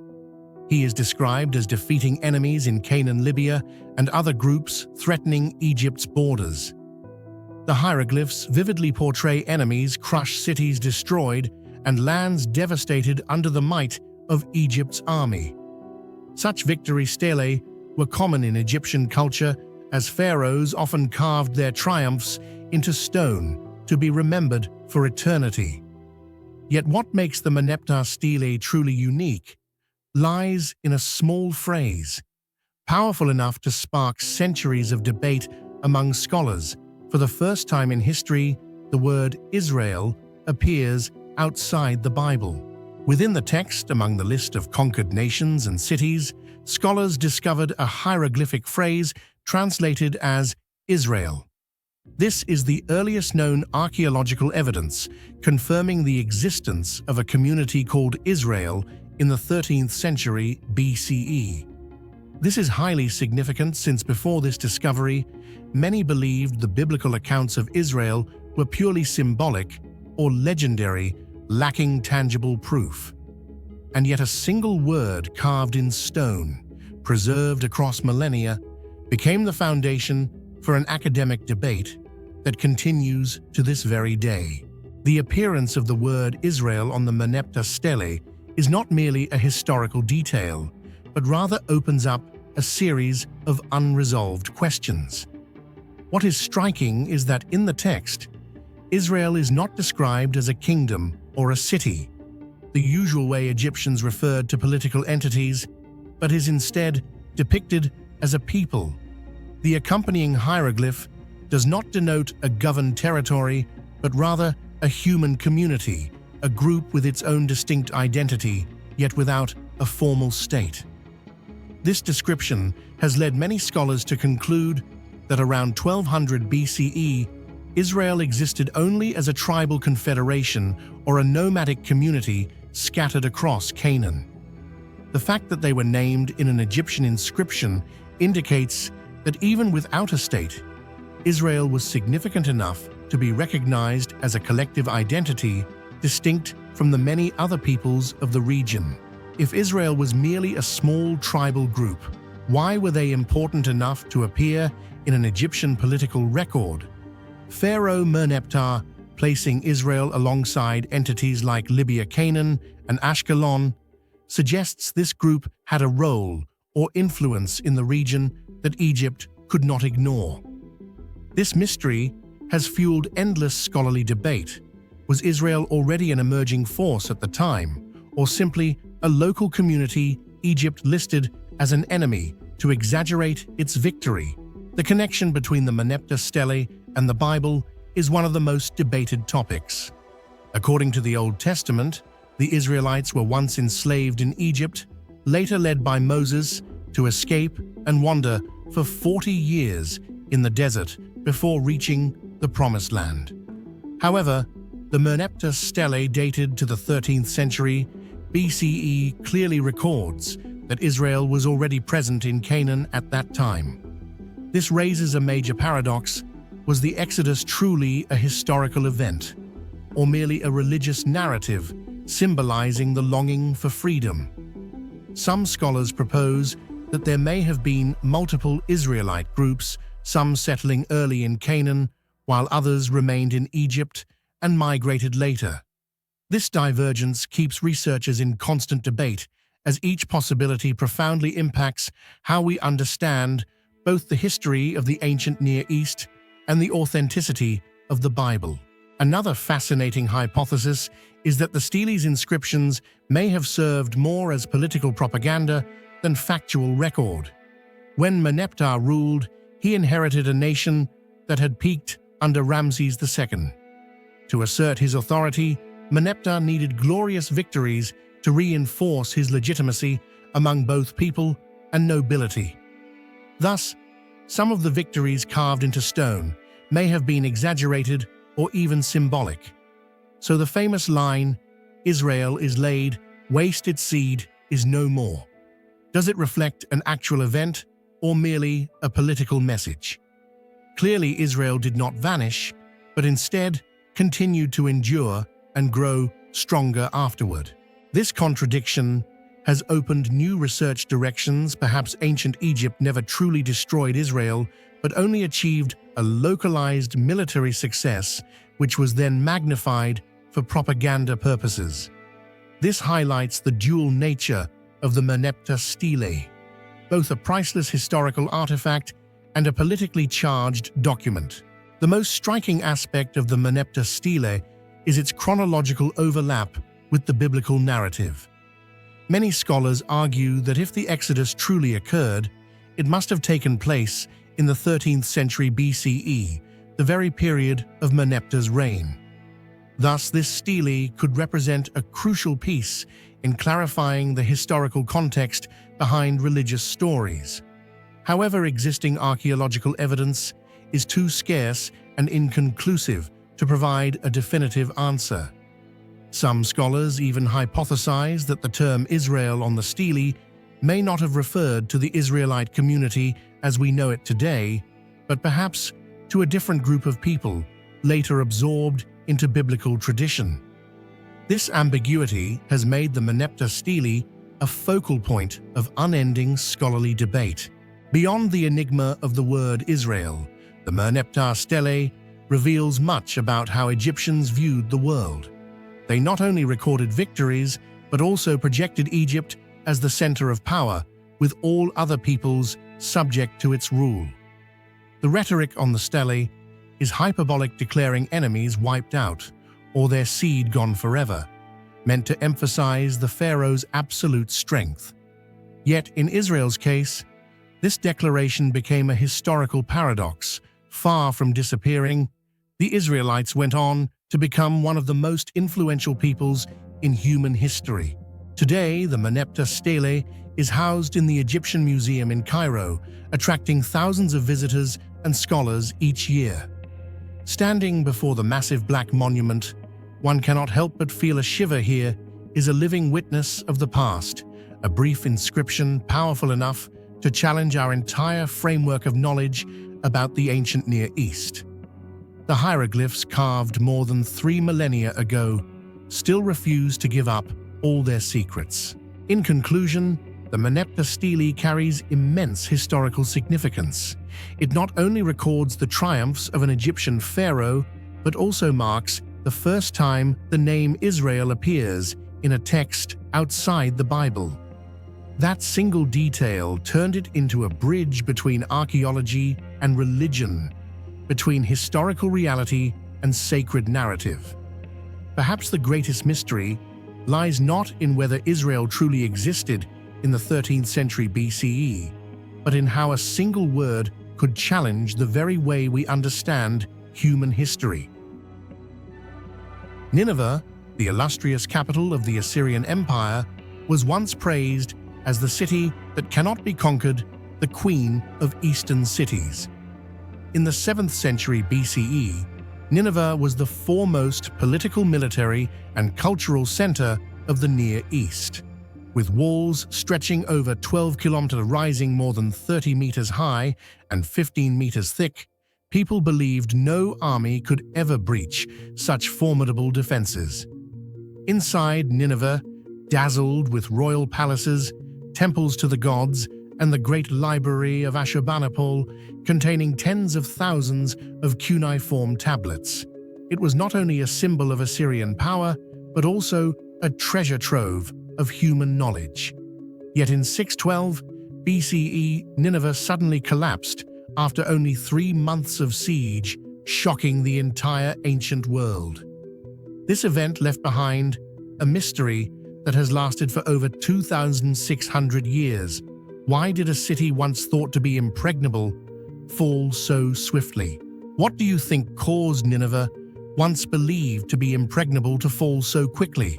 Was it political weakness, military strategy, natural disaster, or something else entirely? Share your thoughts in the comments below. The most astonishing aspect of Nineveh's story is the unbelievably rapid collapse. According to ancient records, in the summer of 612 BCE, the alliance of Babylonians, Medes, and Scythians launched a decisive assault. Normally fortified cities of antiquity endured years of siege before falling, yet Nineveh, with its massive walls, deep moats, and strong defensive forces, was subdued in just 3 short months. This comparison baffles modern archaeologists. Babylon took decades to be conquered. Tyre resisted for many years, but Nineveh, the pride and symbol of Assyrian power, vanished almost instantly. This stark contrast makes the mystery of Nineveh's destruction one of the greatest unanswered questions in the history of the ancient Near East. One of the most frequently mentioned hypotheses to explain Nineveh's rapid collapse is that the Assyrian Empire had grown overly confident in its own defenses. With walls several meters thick, towering high, and an army that had once spread terror across the Near East, the Assyrian court believed that no force could breach their stronghold. Yet records indicate that at the time, King Sin-Shar-Ishkun faced a series of crises: a divided court, an empty treasury after numerous campaigns, and a populace exhausted by endless wars. This weakness meant that Nineveh, though grand in appearance, no longer held its true strength. However, many scholars emphasize that political and financial factors alone cannot explain why a city with such formidable fortifications, long considered impregnable, could be breached in just a matter of weeks. Archaeological evidence has provided strange clues that make the mystery of Nineveh's fall even harder to explain. Excavations revealed traces of massive fires, with many bricks and limestone blocks melted at extremely high temperatures far beyond what ordinary fires could produce. This has led some scholars to suggest that Nineveh was not only brought down by warfare, but also by another unexpected factor, perhaps a natural disaster such as flooding or earthquakes, or even some kind of special military technology unknown to us today. Remarkably, some Babylonian texts record that the Allied forces diverted the flow of the Tigris River to weaken the foundations, causing Nineveh's colossal walls to collapse. If true, this would have been a hydraulic and military engineering feat of extraordinary scale, far beyond what we typically attribute to the ancient world. Yet modern archaeology has not been able to decisively prove that the river was diverted on such a massive scale. This leaves a profound question. Was Nineveh destroyed purely by external force? Or did its own internal weaknesses combine with these assaults, causing the mighty city to fall in an instant?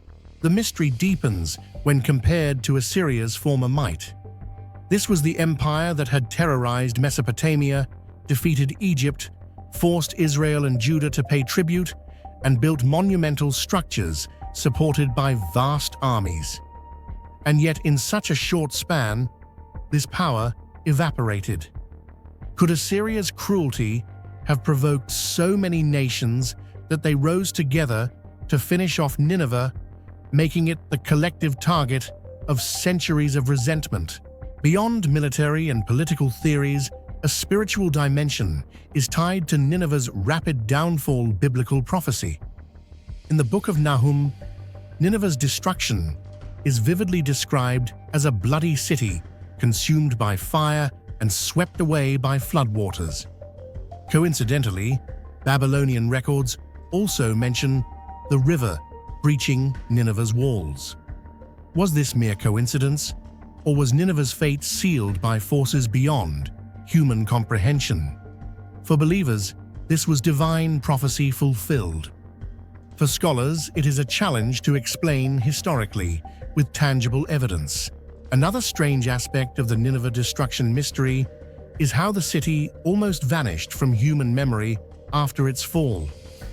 For more than 2 millennia, Greek and Roman historians only mentioned Nineveh vaguely, and some even doubted its existence. This odd disappearance led many to wonder if Nineveh had been deliberately erased from history or obliterated by forces beyond the natural.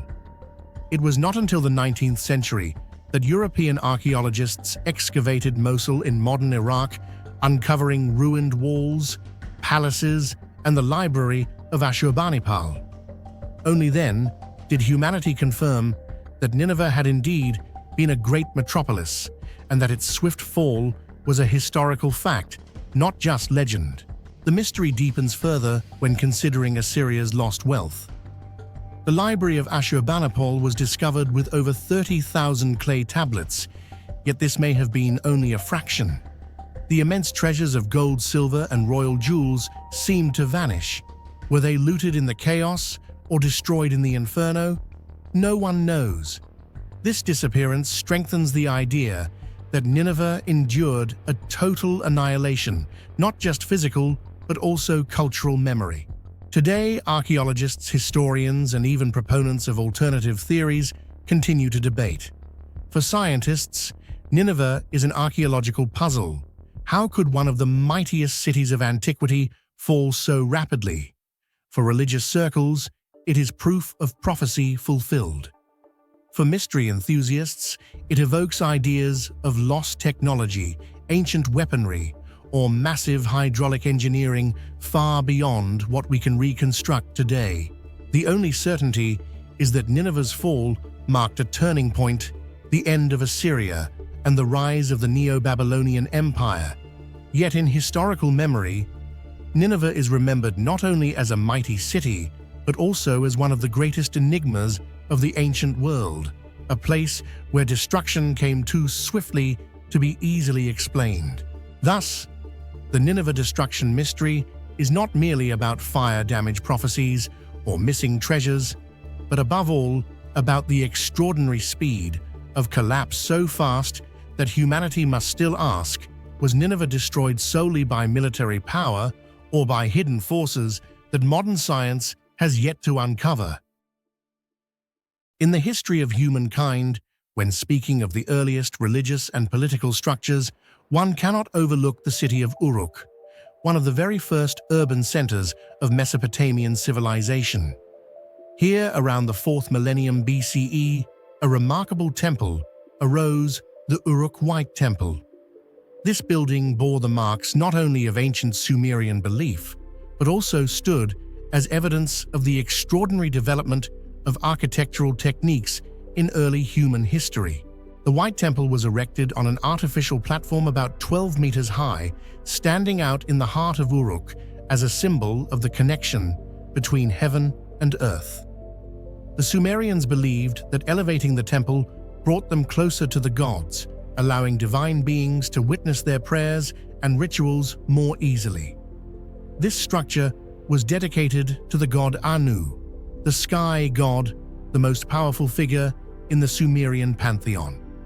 Yet what makes the White Temple one of the most fascinating mysteries of archaeology lies not only in its religious meaning, but especially in the way ancient builders constructed and preserved it with seemingly fragile materials, mud brick and white plaster.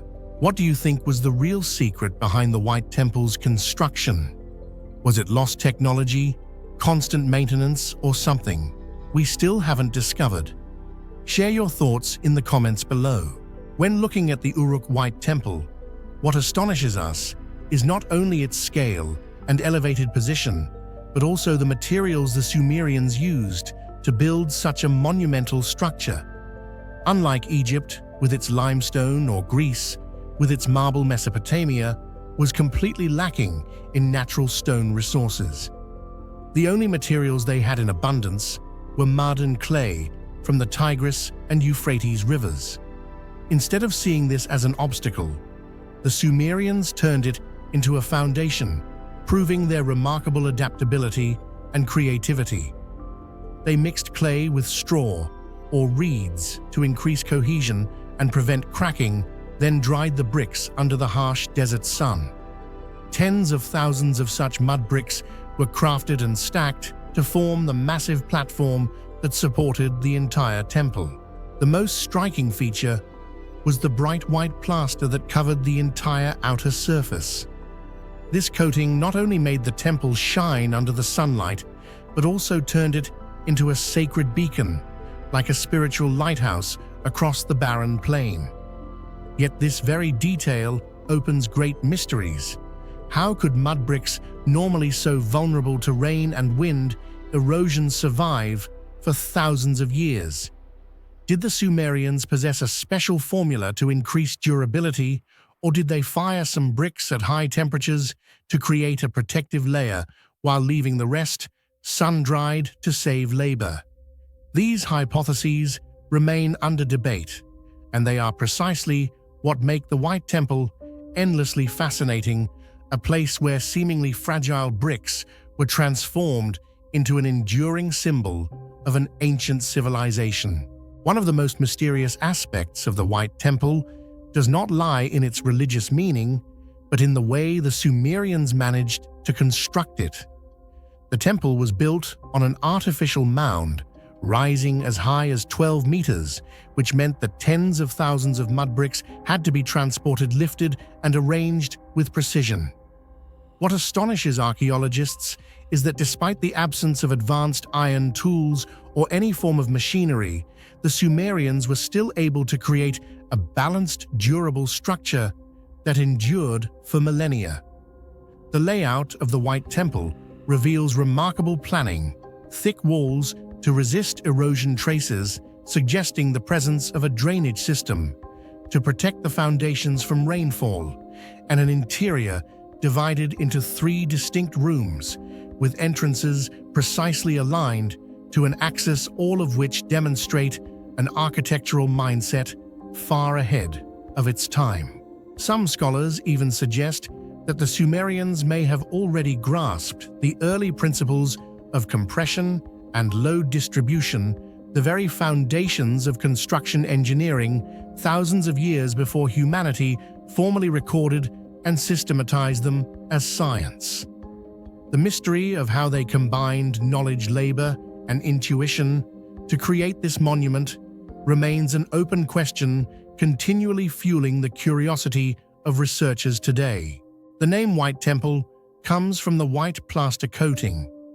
This was not just aesthetic, but deeply symbolic. In the harsh Mesopotamian sun, the bright coating reflected heat, while also making the temple shine as a sacred beacon at the city's heart. Scholars argue that white here symbolized purity, the heavens, and direct connection with the god Anu, yet maintaining that white surface over time must have required regular restoration or a special plastering technique still unknown to us. This remains puzzling, since most mud brick buildings have long since lost their original brilliance, while the White Temple retained its striking glow. The White Temple was more than a sanctuary. It was a statement of the union between religious and political authority.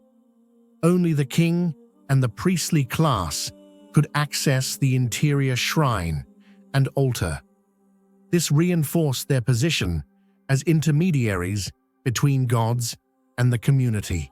Its lofty placement overseeing the entire city was a constant reminder that both Anu and the king were ever present, watching over the people. This temple thus stands as one of the earliest markers of state formation, where religion was fused with political power as a tool of governance. Although it has stood for more than 5,000 years, the White Temple still poses countless questions that puzzle archaeologists. How could a structure built of mud brick, so easily eroded by rain and wind, remain intact in the harsh climate of Mesopotamia? What mysterious formula allowed the white plaster to retain its brightness and durability over millennia? There is also no clear answer as to how the Sumerians organized labor, transported and arranged tens of thousands of bricks to raise the temple to a height of 12 meters without modern tools or machinery. Some scholars even debate whether the White Temple was merely an early experiment or the very prototype that inspired the great ziggurats to come. These questions not only reveal gaps in our knowledge, but also inspire admiration for the intelligence and creativity of the Sumerians, who were far ahead of their time. The Uruk White Temple is not merely an archaeological site, it is a vivid testament to the adaptability and innovation of early humans. In a land poor in natural resources, with no stone or fine timber, the Sumerians used mud itself to build a monument that has endured for millennia. The mystery of its materials and construction techniques continues to intrigue scholars and anyone curious about the origins of civilization. Perhaps the White Temple proves that even the weakest-seeming materials, when mastered, can create an immortal legacy. And it reminds us that the Sumerians were far from primitive. They possessed architectural knowledge and organizational skills far beyond what later generations might have imagined. When people think of the great civilizations of ancient Africa, their minds often turn to Egypt with its massive pyramids and the mysterious Sphinx. Yet alongside Egypt, in the land of Nubia, today's northern Sudan, another civilization once thrived: the Kerma culture. The capital of this culture was not only a political and economic hub, but also a place filled with mysteries that archaeologists are still trying to unravel. The city of Kerma, which emerged around 2500 BCE, was once the heart of a kingdom that controlled vital trade routes along the Nile River. It flourished through its control of gold, ivory, incense, and other rare resources from tropical Africa that were transported northward. But what made Kerma stand out most of all was a monumental structure called the Deffufa, an immortal symbol of this civilization, and at the same time, its greatest unresolved mystery. What do you think was the true purpose of the Great Deffufa? Was it a temple, a royal tomb, or something else entirely? Share your thoughts in the comments below. At the center of Kerma's capital, archaeologists discovered a massive building made entirely of sun-dried mud brick, rising more than 18 meters high with thick, sturdy walls. Modern scholars call this structure the Deffufa, a Nubian word meaning giant mud brick block. The very presence of such a structure in the middle of the harsh desert shocked archaeologists with its size, durability, and the complexity of its construction techniques. What makes the Deffufa even more remarkable is that it was not a single structure. In Kerma, archaeologists uncovered 3 Defufas: the Great Deffufa in the city center, the Western Deffufa near the Royal Cemetery, and a smaller one elsewhere. Among them, the Great Deffufa is the most extraordinary. With its multi-level architecture corridors and chambers inside, it was not just a solid block of bricks, but a complex that likely had ceremonial or political functions. The true purpose of the Deffufa remains a matter of debate. Some theories suggest it was a central temple where the Kerma people performed rituals to honor gods and ancestors. Others believe it was a giant tomb built to house the remains of the first ruler or the most powerful leaders. Still others argue that it served as an administrative center, a symbol of power and authority. Whatever the case, the Deffufa has stood tall for millennia, a lasting testament to the organizational ability and creativity of ancient Nubians. Even more mysterious is its construction technique. The Kerma people created massive mud bricks compressed and hardened under the blazing desert sun and stacked them with astonishing precision to form walls several meters thick. The building's ability to withstand the region's harsh climate has amazed researchers. After more than 4,000 years, the Deffufa still stands, while many stone structures elsewhere have crumbled. This proves that the people of Kerma were not inferior to the Egyptians in architecture. Indeed, they may have possessed unique techniques that modern builders still cannot fully replicate. Alongside the Deffufa, Kerma is also famous for its royal cemeteries.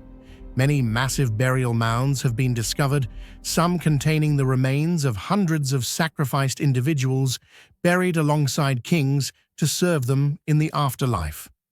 The largest tombs were ringed with stone circles and filled with lavish grave goods, gold jewelry, fine pottery, and even animals such as cattle, symbols of power and prosperity.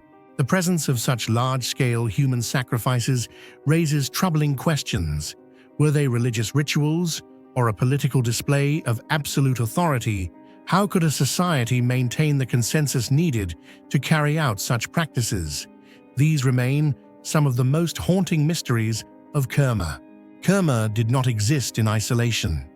Archaeological evidence reveals a complex relationship between Kerma and Egypt. They were both trade partners and bitter enemies. Many Kerma tombs contained Egyptian objects, amulets, figurines, and luxury goods. But were these items the spoils of war or proof of trade and cultural exchange? At one point, Kerma was powerful enough to invade and control southern Egypt in the 17th century BCE. This forced pharaohs, such as Thutmose I and later Thutmose III, to launch campaigns to crush Kerma and annex the region. Even so, the resilience of the Nubians preserved their distinct identity, resisting full assimilation. One of the greatest enigmas of Kerma lies in its social organization. Unlike Egypt, Kerma left behind no written records or inscriptions. Historians must rely entirely on archaeology to reconstruct its history. The evidence suggests a wealthy ruling class that controlled trade routes and vast resources. This implies that Kerma was a centralized state, with strong authority, not merely a loose tribal confederation, as earlier theories once assumed. Around 1500 BCE, the city of Kerma fell into the hands of Egyptian armies under powerful pharaohs. Its walls, ceremonial structures, and even the great Deffufa were placed under foreign control, with many areas restructured to fit the new model of governance. Yet this conquest could not erase Kerma's legacy. On the contrary, its political, cultural, and spiritual foundations became the groundwork for the rise of the Kingdom of Kush, a Nubian power that would later reverse history march into Egypt and rule as the 25th dynasty known as the Black Pharaohs of Nubia. Today, as researchers and visitors walk among the surviving ruins, the most striking presence remains the Great Deffufa, a towering mud brick monument rising from the desert. It is not merely a relic, but an enduring riddle that challenges the intellect of later generations who built it. What was its true purpose? And how could a civilization, without writing, without recorded history, create a wonder that has endured for more than 4 millennia? The capital of Kerma stands as a powerful reminder of the diversity and complexity of Africa's ancient civilizations. It is remembered not only for its grim burial rituals and its complicated relationship with Egypt, but above all for the Deffufa complex, a monumental, enduring, and mysterious architectural feat. The Deffufa has made Kerma one of history's most fascinating enigmas, forcing us to rethink the achievements and ingenuity of Nile Valley civilizations. Perhaps it is precisely the absence of written records combined with the enigmatic monuments left behind that has turned Kerma into a blank spot in history, a source of wonder and imagination about a once glorious but forgotten civilization.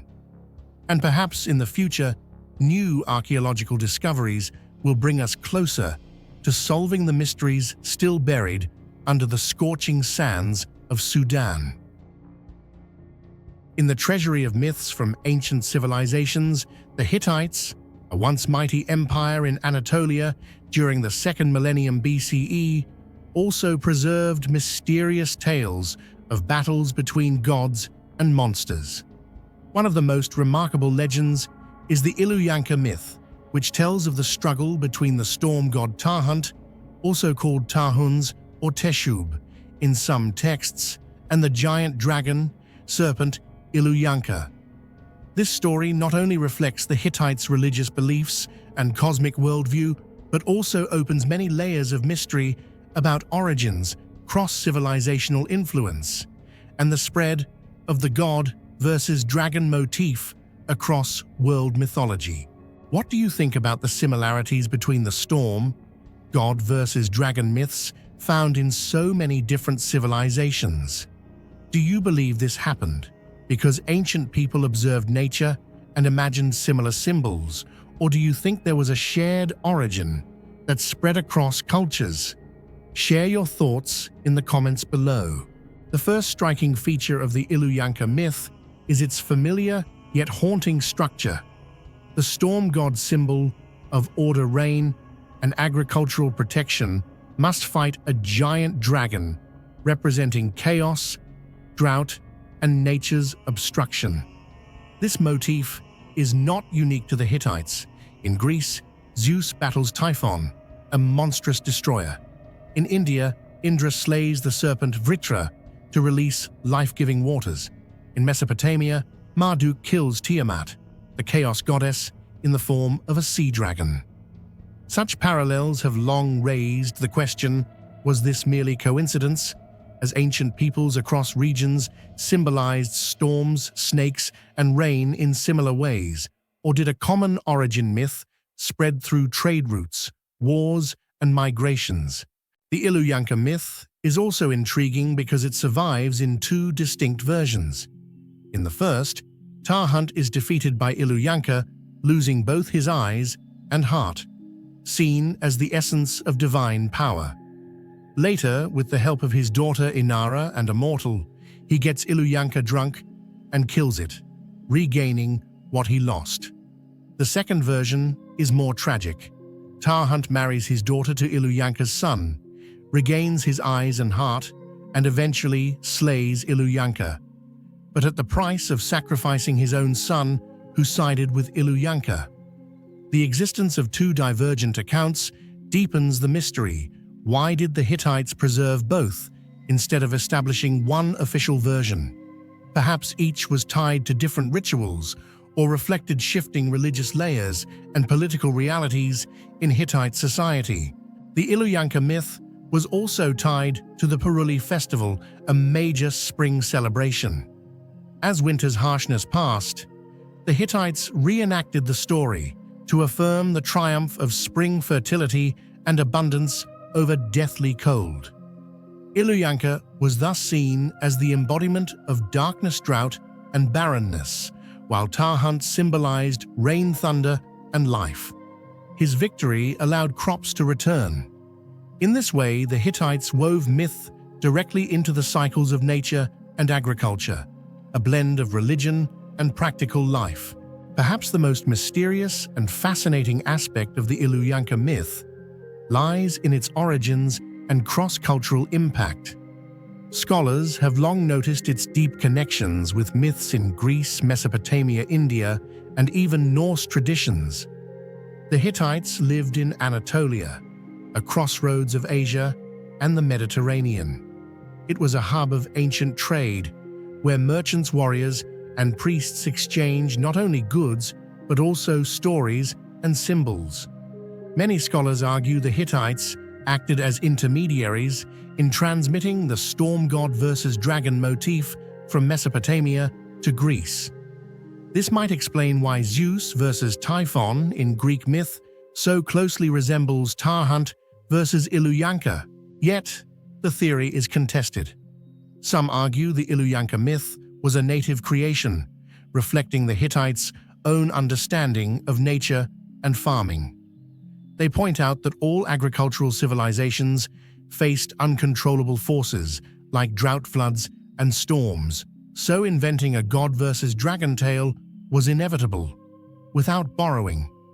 The similarities they suggest may reflect cultural convergence, where different societies independently developed similar symbolic thinking.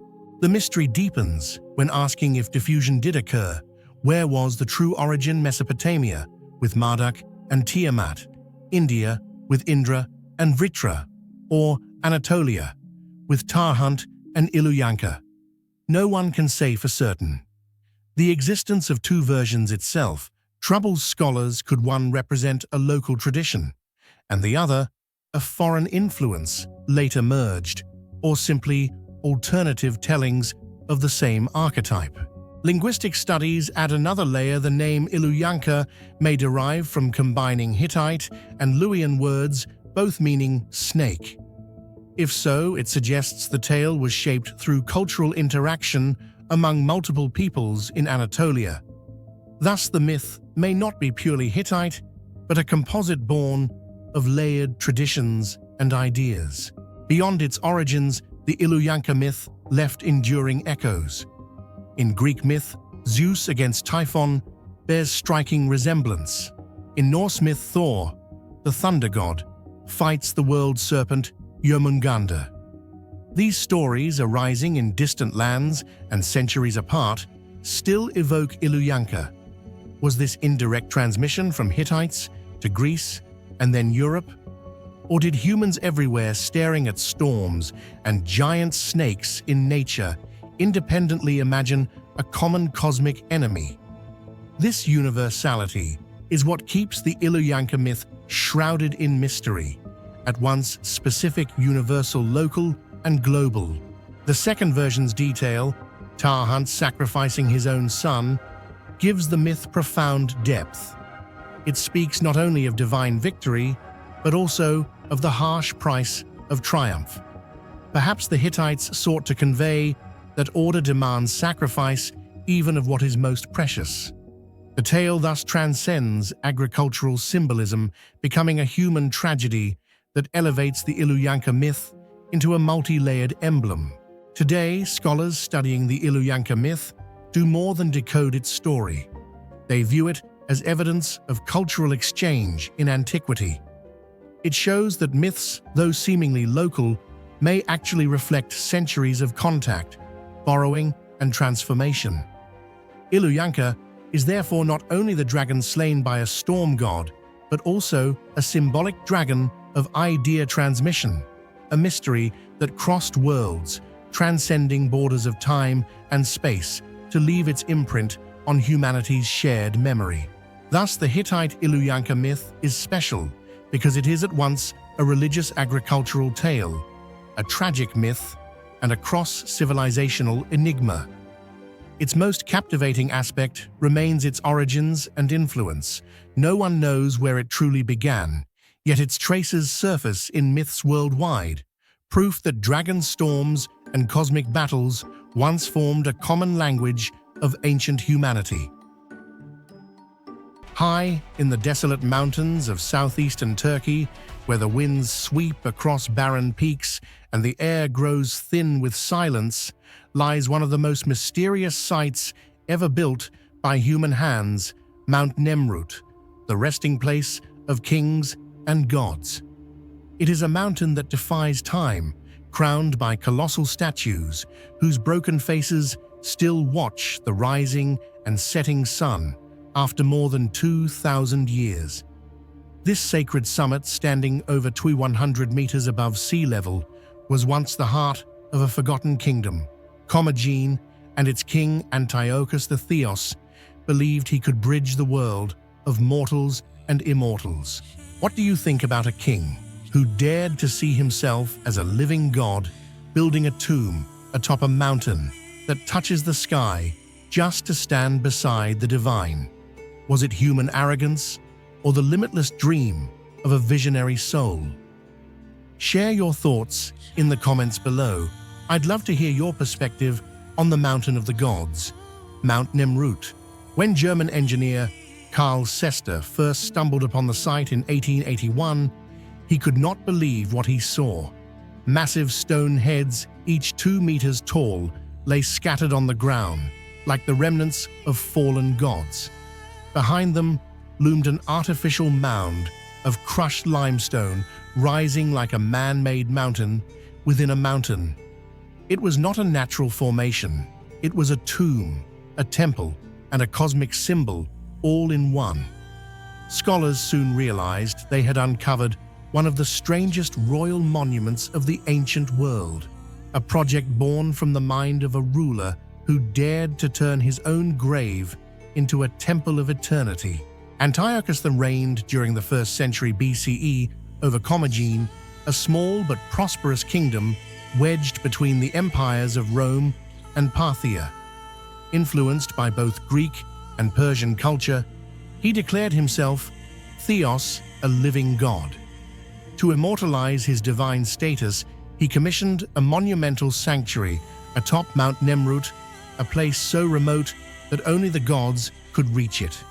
He ordered that his tomb be built within a mound of crushed rock hidden from the world, forever a final resting place guarded by colossal statues representing the gods of both East and West, Zeus Oromasdes, Apollo Mithras, Hercules Artanius, and himself among them. The most captivating mystery surrounding Mount Nemrut lies not in its statues or inscriptions, but in the tomb that has never been found. The artificial mound, a cone of loose gravel and stones about 50 meters high and 150 meters wide, is believed to conceal the burial chamber of King Antiochus himself. Yet despite more than a century of study, no one has ever uncovered what lies inside. The mound is made of hundreds of thousands of small stones, deliberately chosen to make excavation nearly impossible. Any attempt to dig would cause the structure to collapse on itself, sealing forever the secrets beneath it. Over the years, teams of archaeologists, geophysicists, and historians have tried to pierce this mystery using non-invasive methods. Ground-penetrating radar and seismic surveys have revealed anomalies, signs of cavities or chambers hidden deep within, but nothing definitive. Some scans hint at symmetrical voids beneath the mound, possibly man-made tunnels or burial vaults, yet every attempt to verify them has failed due to the fragile structure.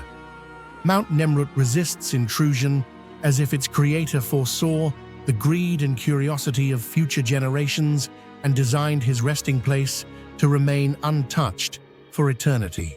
This impenetrable tomb has fueled endless theories. Some believe that Antiochus's remains were never actually placed inside, that the mound itself is a symbolic tomb, a cenotaph representing his union with the gods, rather than a physical burial. Others argue that somewhere within the core lies a sealed stone chamber, perhaps lined with inscriptions, treasures, or celestial maps depicting the cosmic beliefs of the Commagene kingdom. A few even suggest that the tomb could contain artifacts from lost civilizations' knowledge Antiochus claimed to inherit from both Greek philosophers and Persian magi. What makes the mystery deeper is that the location of the true burial chamber is unknown. The inscriptions carved into the stone terraces describe Antiochus's desire for eternal communion with the gods, but never mention where his body rests. Some passages speak of the sacred resting place that faces the rising sun, while others hint at a secret chamber accessible only to the initiated priests of Commagene. Could there be hidden tunnels beneath the colossal seated statues, or perhaps a secret passage carved into the bedrock of the mountain before the mound was built? Every possibility seems plausible and equally unreachable. The surrounding terraces add to the enigma.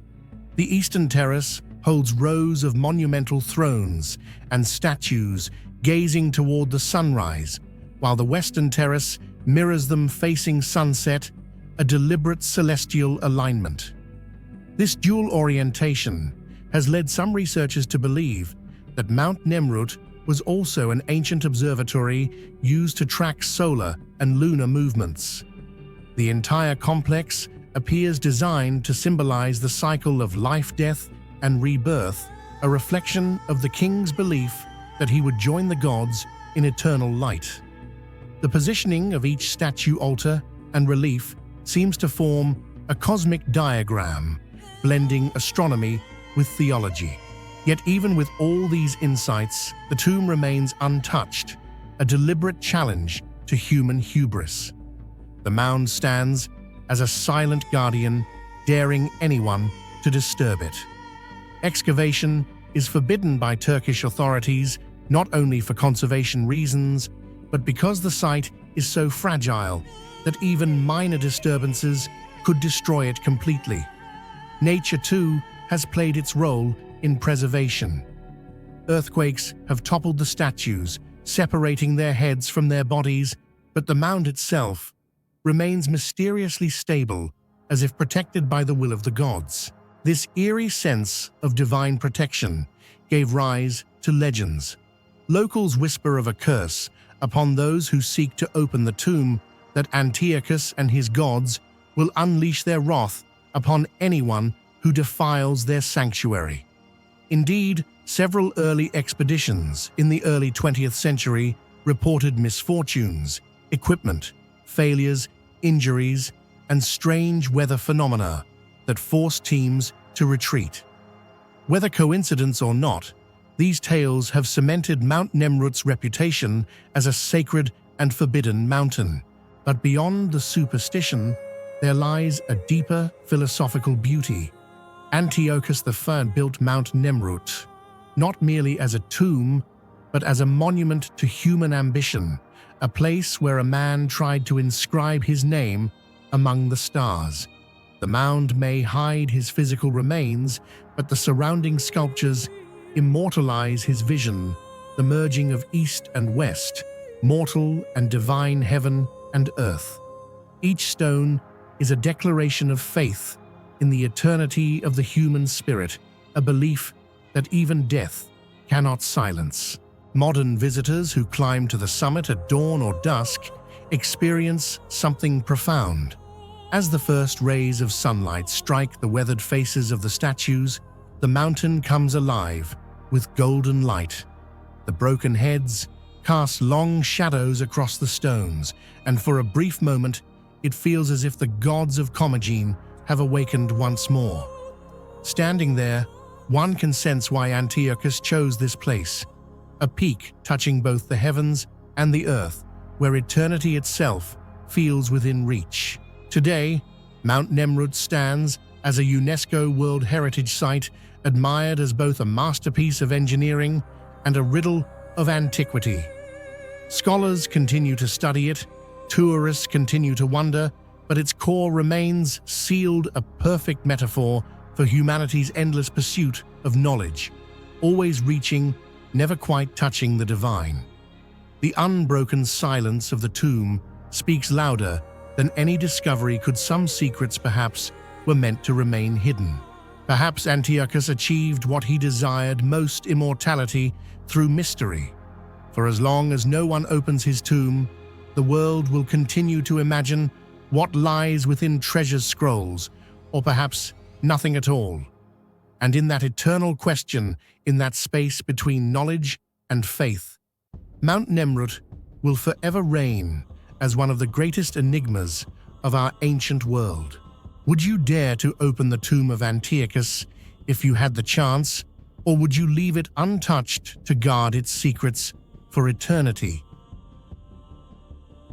Across the golden sands of Abu Gurab, just north of Abusir, lies a structure that almost never appears in popular documentaries or tourist brochures, yet it may be one of the most extraordinary monuments of the ancient world.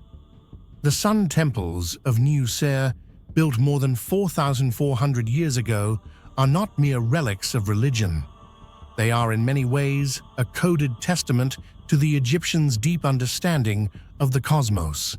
While most of the world recognizes the Great Pyramids of Giza as symbols of Egyptian genius, very few have heard of the mysterious Sun Temple of New Ser, the last and most complete of its kind. Dedicated to the god Ra, this complex stood as the spiritual and scientific heart of a civilization obsessed with the sun, not simply as a source of light, but as the very force that governed life, death, and rebirth. If the ancient Egyptians could truly align sunlight with almost perfect precision, how did they achieve that more than 4,000 years ago without any modern instruments? Do you think it was the result of advanced astronomical knowledge, a lost technology, or a mystery that remains unsolved to this day? Share your thoughts in the comments below. I'd love to hear what you think about this ancient enigma. The 5th dynasty of Egypt marked a profound religious transformation. Pharaohs of earlier dynasties were worshipped as living gods themselves, but New-Ser-Ini, the 6th king of this dynasty, did something revolutionary. He built a temple not for himself, but for the sun.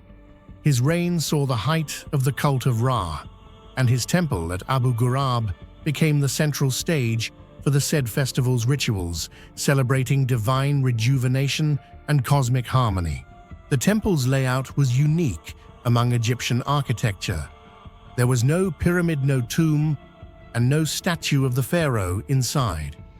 Instead, there was an enormous obelisk rising from a flat base, a structure representing the Benben stone, the mythical point of creation where the first rays of the sun touched the earth. Around it were open courtyards, sanctuaries, offering tables, and basins made of alabaster, all designed to interact with light in ways that remain astonishing even to modern engineers. Of all the mysteries surrounding the Sun Temples, none is more striking than their astronomical precision. Every wall, every platform, and every pathway seems to have been positioned according to the movements of the sun. During the summer, solstice sunlight would fall directly along a central axis, illuminating the altar in a perfect line from the horizon. During the winter solstice, the same alignment shifted slightly, yet still struck a particular wall or feature with uncanny accuracy. These alignments are not coincidences. They suggest that the Egyptians had an advanced understanding of solar declination and seasonal movement concepts that modern astronomers only began to describe thousands of years later. The massive obelisk at the heart of the temple was more than a symbol, it acted as a gnomon, a colossal sundial that allowed priests to measure the sun's height and angle throughout the day. The shifting shadows across the courtyard could have been used to predict solstices, equinoxes, and agricultural cycles. In essence, the temple was not only a sanctuary of worship, it was a functioning observatory built centuries before ancient Greece even coined the term astronomy. Modern surveys of Abu Gurab reveal that the temple's alignment deviates by less than 1 degree from true solar east-west orientation, an astonishing feat for an age without telescopes or compasses. How could ancient architects have achieved such precision? Some Egyptologists propose that they used simple but effective tools, shadow sticks, sighting rods and ropes, aligned with the sunrise and sunset over a full year. But others suggest something deeper, that the priests of Ra possess knowledge of geometry and timekeeping far beyond their era. Carved reliefs found within the ruins depict priests performing rituals under blazing sunlight, pouring offerings of milk and wine into stone basins that reflected the sky above. It's believed that the light patterns formed by these basins marked the passage of the sun across the seasons, turning each ritual into both a spiritual and scientific act. At dawn, when the first rays broke over the desert horizon, they would strike the obelisk's gleaming limestone tip, sending a beam of light cascading down into the courtyard. Archaeologists reconstructing the site noted that on certain days of the year, the sunlight hit the alabaster altar at precisely the moment of sunrise, creating a breathtaking illusion. The sun seemed to rest on Earth for a fleeting instant. Such phenomena could not have been accidental. The architects of Nuser's temple clearly studied the sun's path, designing their sacred geometry to synchronize with celestial rhythms. The result was a place where worship and science merged, where the divine was measurable and the measurable was divine. Even the choice of materials speaks to this. The alabaster floors and basins polished to a mirror finish amplified the sun's light into radiant brilliance, making the entire courtyard glow. Ancient texts refer to the temple as the horizon of Ra, suggesting it represented the place where the sun met the earth. If the sun temples of Nuser were indeed observatories, what exactly did the Egyptians learn from them? Some scholars argue that these temples helped establish the earliest solar calendar, aligning festivals and harvest seasons with astronomical events. Others believe that the temples were also centers for measuring time and studying the heavens, laying the groundwork for later Egyptian and even Babylonian astronomy. Yet, as impressive as these explanations are, they do not fully capture the sense of mystery that surrounds Abu Gurab. Certain features remain unaccounted for: channels carved into stone floors, circular basins whose exact purpose is unknown, and fragments of metallic residues that hint at a lost form of solar technology or ceremonial function. Could these have been used to concentrate sunlight or to generate heat or energy during rituals? Some researchers outside mainstream academia suggest the temple was designed as a solar resonator, converting sunlight and sound into power during sacred ceremonies. While no hard evidence confirms such theories, they reflect just how strange and advanced this site seems even today. The genius of the Sun Temples lies in their dual nature. They were both a place of worship and a place of measurement, where priests served as astronomers and rituals were conducted in harmony with celestial patterns. This blending of faith and science is what makes Nuser's legacy so fascinating. Every sunrise over Abu Gurab was not merely a natural event, it was a reenactment of cosmic creation. As the sun emerged from the horizon, priests would chant hymns to Ra, celebrating his daily rebirth. The precision of light and shadow ensured that each ceremony occurred at the exact cosmic moment, reinforcing the illusion that time itself obeyed divine order. Much of Nuser's Sun Temple now lies in ruins. Its obelisk shattered its stones, scattered its purpose, partially forgotten. But beneath the sands, archaeologists continue to uncover fragments that suggest the temple was once part of a network of solar sanctuaries, each aligned to a specific phase of the sun's journey across the sky.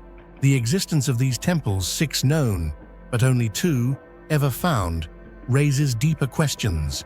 Were they isolated monuments of devotion, or parts of a greater interconnected system of observation? Did ancient Egypt once possess a nationwide network of solar observatories, all synchronized to maintain cosmic balance? In the end, what makes the Sun Temples of Nuser truly remarkable is not just their age, but their impossible precision. Thousands of years before the invention of the compass, long before Europe's first observatories, Egyptian builders had already mastered the art of aligning stone to the heavens. This was not luck, it was knowledge, deliberate, tested, and deeply spiritual. The temple at Abu Gurab may have been the world's first fusion of astronomy, architecture, and theology, a place where the divine sun was not simply worshipped, but measured, charted, and understood. And perhaps in the blazing light of that desert courtyard, as the obelisk's shadow fell perfectly across the altar at solstice, the priests of Ra glimpsed something modern science still pursues: the unity between the heavens above and the earth below.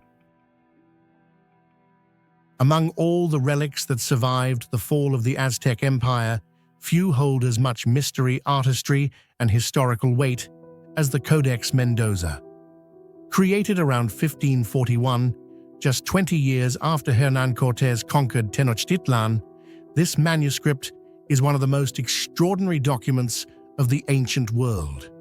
It was intended to record the structure of the Aztec civilization for the Spanish crown, yet it ultimately became something far more profound, a living bridge between 2 worlds and a puzzle that continues to challenge historians to this day. The Codex is not just a book, it is an entire universe captured on parchment. Its pages overflow with color geometry and narrative rhythm. Every line, every glyph, tells a story about a civilization that rose to greatness atop the Valley of Mexico, governed by gods, warriors, and ritual. It offers a meticulous account of Aztec life, the tribute system that fed the empire, the customs of its people, its education, its religion, and its wars. But beneath this apparent order lies a haunting question that has defied centuries of scholarship. Who truly created the Codex Mendoza? Who do you think truly created and compiled the Codex Mendoza? Were they the mysterious Aztec scribes who tried to preserve the soul of their people in every brushstroke, or the Spanish friars who reshaped it to record history through their own lens? Or perhaps it was a strange collaboration between 2 worlds, a work that was both controlled and quietly rebellious. Share your thoughts in the comments below. Which theory do you believe most? The origin of the Codex is on the surface straightforward. Antonio de Mendoza, the first viceroy of New Spain, ordered the manuscript to be made for King Charles V of Spain. His goal was bureaucratic and political: to help the Spanish crown understand the complex administrative network of the Aztec Empire it had just inherited. But Mendoza himself did not write it. He commissioned local indigenous scribes, Tlacuilos, the highly trained painter-writers of the Aztec world, to create the illustrations, while Spanish priests and scribes later added written commentary in their own language. This dual authorship Aztec imagery, paired with European text, is what gives the Codex Mendoza its strange dual identity. It is both native and colonial, both authentic and interpreted. It is in essence the voice of a conquered empire, speaking through the pen of its conquerors. Yet scholars believe that the Tlacuilos who painted the original imagery did far more than simply follow Spanish instructions. They embedded hidden meanings, cultural codes, and sacred symbols that the Spaniards could not fully understand. In the Codex's first section, the Tlacuilos depicted the founding of Tenochtitlan, the Aztec capital, through symbolic imagery. The eagle on the cactus representing divine destiny stands above water filled with glyphs for conquered cities. These images are not mere decoration. They form a sacred geography, a map written in myth. Later sections meticulously record the tribute system. Dozens of provinces are shown with drawings of the goods they owed to the empire: cloaks, jade beads, jaguar pelts, cacao beans, bird feathers, and weapons. This level of precision would be remarkable for any 16th century manuscript. But what astonishes modern scholars is that many of these regions remain unidentified on modern maps. Were these forgotten provinces or symbolic territories of religious importance? The Tlacuilos' visual language was as precise as mathematics, but layered with spiritual metaphors.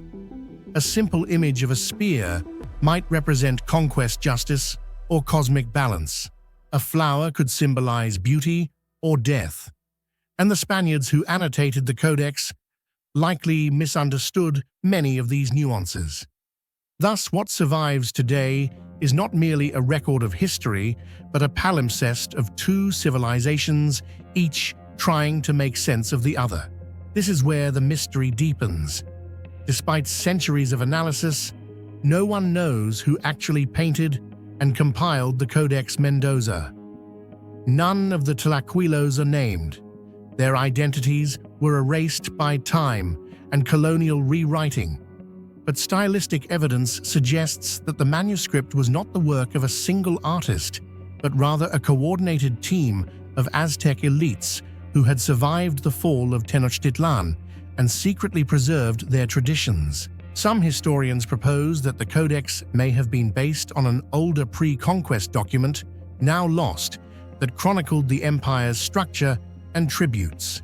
If true, this means the Codex Mendoza might be the last surviving echo of the official Aztec state records, an idea that gives the manuscript near mythical importance. Others go further, suggesting that the Tlacuilos deliberately used their art as a form of resistance. They knew that their world had ended, yet through their paintings, they ensured that its spirit would endure. In this interpretation, the Codex Mendoza is a coded farewell from the Aztec civilization, disguised as a bureaucratic report for the Spanish king. Its glyphs conceal ancient wisdom, its margins hide prayers, and its imagery forms a silent rebellion, the last cry of Tenochtitlan before fading into history. Modern imaging techniques, multispectral scanning, and pigment analysis have revealed even more mysteries. Certain pigments used in the Codex were unavailable in Mexico after the conquest, implying they came from older, pre-Hispanic sources. Some glyphs appear to have been altered possibly by later hands, and faint underdrawings suggest that the original composition may have been rearranged, perhaps censored, before being finalized. These clues fuel a growing theory that the codex we have today is not the original version, but a later reconstruction, possibly edited by Spanish friars who sought to purify it for European eyes. If that is true, then somewhere hidden or destroyed, there may once have existed a lost prototype, a fully indigenous manuscript that captured the unfiltered worldview of the Aztecs before colonization. Even after its creation, the Codex's fate was as turbulent as its birth. In 1542, it was loaded onto a Spanish ship bound for Europe, destined for the Royal Library. But fate intervened. French pirates captured the vessel in the Atlantic and looted its cargo. The manuscript vanished for decades, passing through unknown hands. When it resurfaced in France in the late 16th century, scholars noticed subtle changes, annotations in different inks, missing folios, and discrepancies in iconography. From there, it passed to England, then possibly to Egypt, before finally settling in the Bodleian Library at Oxford, where it remains today. For nearly a century of its existence, no one knows where the Codex was or who might have altered it. Was it studied by secret scholars, hidden in a private collection, or perhaps copied and forged with multiple versions circulating in Europe? This period of disappearance adds another layer to its enigma. The Codex Mendoza is not only a record of a vanished civilization, it is itself a survivor of theft, exile, and rediscovery. Beyond its uncertain origins, the Codex Mendoza offers one of the most detailed windows into Aztec society ever recorded. It shows us a people of disciplined faith and intellect. Children are depicted being taught by their parents, punished for laziness, or rewarded for hard work. Warriors are trained in ranks, priests perform rituals, and merchants travel through jungles and deserts, carrying tribute to the capital. Every page reveals the pulse of a civilization that in its short but brilliant life achieved an extraordinary synthesis of art, religion, and power. And yet, despite its precision, the Codex leaves us with haunting silences. The faces of its creators are gone. The names of the Tlaquilos, those who painted the world in color and symbol, were never written down. It is as if the Aztec scribes deliberately erased their own identities, allowing the Codex itself to become their collective voice.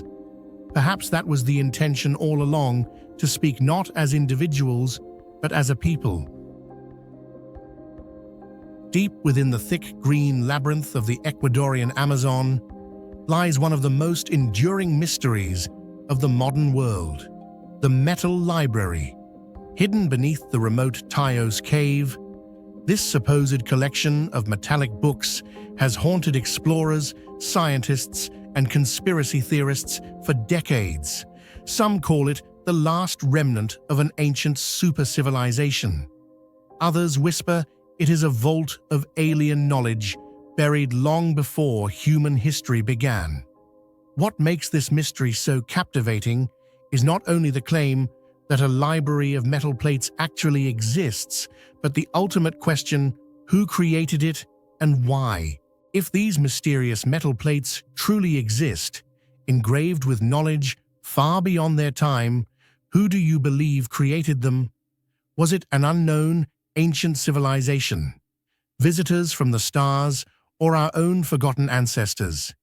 Share your thoughts and theories in the comments below. I'd love to hear what you think about the true origin of the Metal Library of Ecuador. In 1969, an Argentinian-Hungarian explorer named Juan Morich announced to the world that he had discovered something extraordinary in the southern jungles of Ecuador, an immense subterranean network known as Cueva de los Tallos, the Cave of the Oilbirds. Deep inside, he claimed to have seen rows of shining metallic plates engraved with symbols, maps, and figures unlike any known script on Earth. Morich described it as a library made of metal containing the lost history and science of an unknown civilization. He said the discovery was guided by members of the indigenous Shuar tribe who considered the place sacred, a place that guarded knowledge from the stars. Morich's claims shocked the scientific world. How could a library of metal plates exist in one of the most inaccessible parts of the Amazon. If it were true, it could rewrite everything we know about the origins of human civilization. The story gained international attention when Neil Armstrong, the first man on the moon, joined a massive British-Ecuadorian expedition to Taos Cave in 1976. The team included geologists, archaeologists, soldiers, and even members of the Royal Engineers. They mapped the caves with military precision, descending hundreds of meters below ground through narrow shafts and cathedral-like caverns. What they found was both fascinating and puzzling. The cave was immense, with smooth walls, rectangular passages, and geometric chambers that appeared too regular to be natural. Some surfaces looked machine-cut, with right angles and polished floors that seemed carved with mechanical precision. Yet no trace of the alleged metal library was found. Had it been removed, hidden deeper inside the earth? Or was it only ever a myth protected by the Shuar tribe? Armstrong never spoke publicly about the details of what he saw. The silence only fueled the mystery. According to the descriptions of Juan Maurice and his supporters, including the controversial author Erich von Däniken, the metal library consisted of hundreds of thin alloy plates made from a material unknown to modern science. Their surfaces were covered with strange symbols and carvings, hieroglyphic-like characters belonging to no known writing system, interwoven with maps of constellations, diagrams of human anatomy and hybrid beings, and complex geometric patterns reminiscent of modern circuit designs. Some plates were said to record ancient cataclysms and human migrations, as if preserving the entire memory of the Earth itself.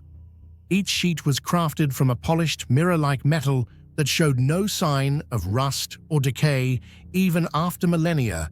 In the humid depths of the Amazon, a level of metallurgical sophistication far beyond any known prehistoric civilization. Independent explorers who later entered Taos Cave reported seeing features that defied natural explanation. Some walls were cut into perfect planes, passages branched in symmetrical angles.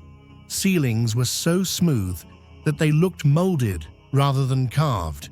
How could a natural cave resemble a massive underground complex built with engineering precision? If the metal library truly exists somewhere within this labyrinth, it would mean that someone or something shaped the cave long before the rise of modern humans. And that brings us to the central mystery: who created it? Over the decades, countless theories have emerged about who might have built the metal library. None are proven, but each is more extraordinary than the last. Some believe the library was created by a forgotten civilization predating the Incas, Mayans, or even the Sumerians. Perhaps these people mastered metallurgy, writing, and astronomy long before our recorded history began. The library then could have been a vault of human knowledge built before a cataclysm, a flood, a comet impact, or a global collapse wiped them out. In this view, Taos Cave might be one of several surviving knowledge bunkers scattered across the planet, similar to myths of Atlantis or Lemuria. Others, including von Däniken, argue that the library is not of human origin at all. The intricate engravings, the mysterious alloy, and the engineering precision suggest a non-terrestrial intelligence. Perhaps ancient visitors, beings from another world, left behind their records for humanity to one day discover. The Shuar legends of sky beings who brought knowledge to Earth seem to echo this idea. If true, the metal library could be nothing less than a cosmic archive, a database written in metal by those who once walked among the stars. A third, lesser-known theory suggests that the library was a collaboration between early humans and a more advanced group of beings, whether extraterrestrial or from an earlier earthly species. It may have been created to preserve the combined wisdom of two worlds, human spirituality and alien science, hidden away when that partnership collapsed. The most enigmatic aspect of the metal library lies in one haunting question: who created it? If these metallic plates truly exist, their makers must have possessed advanced metallurgical knowledge, able to craft corrosion-resistant alloys that retained their luster for thousands of years.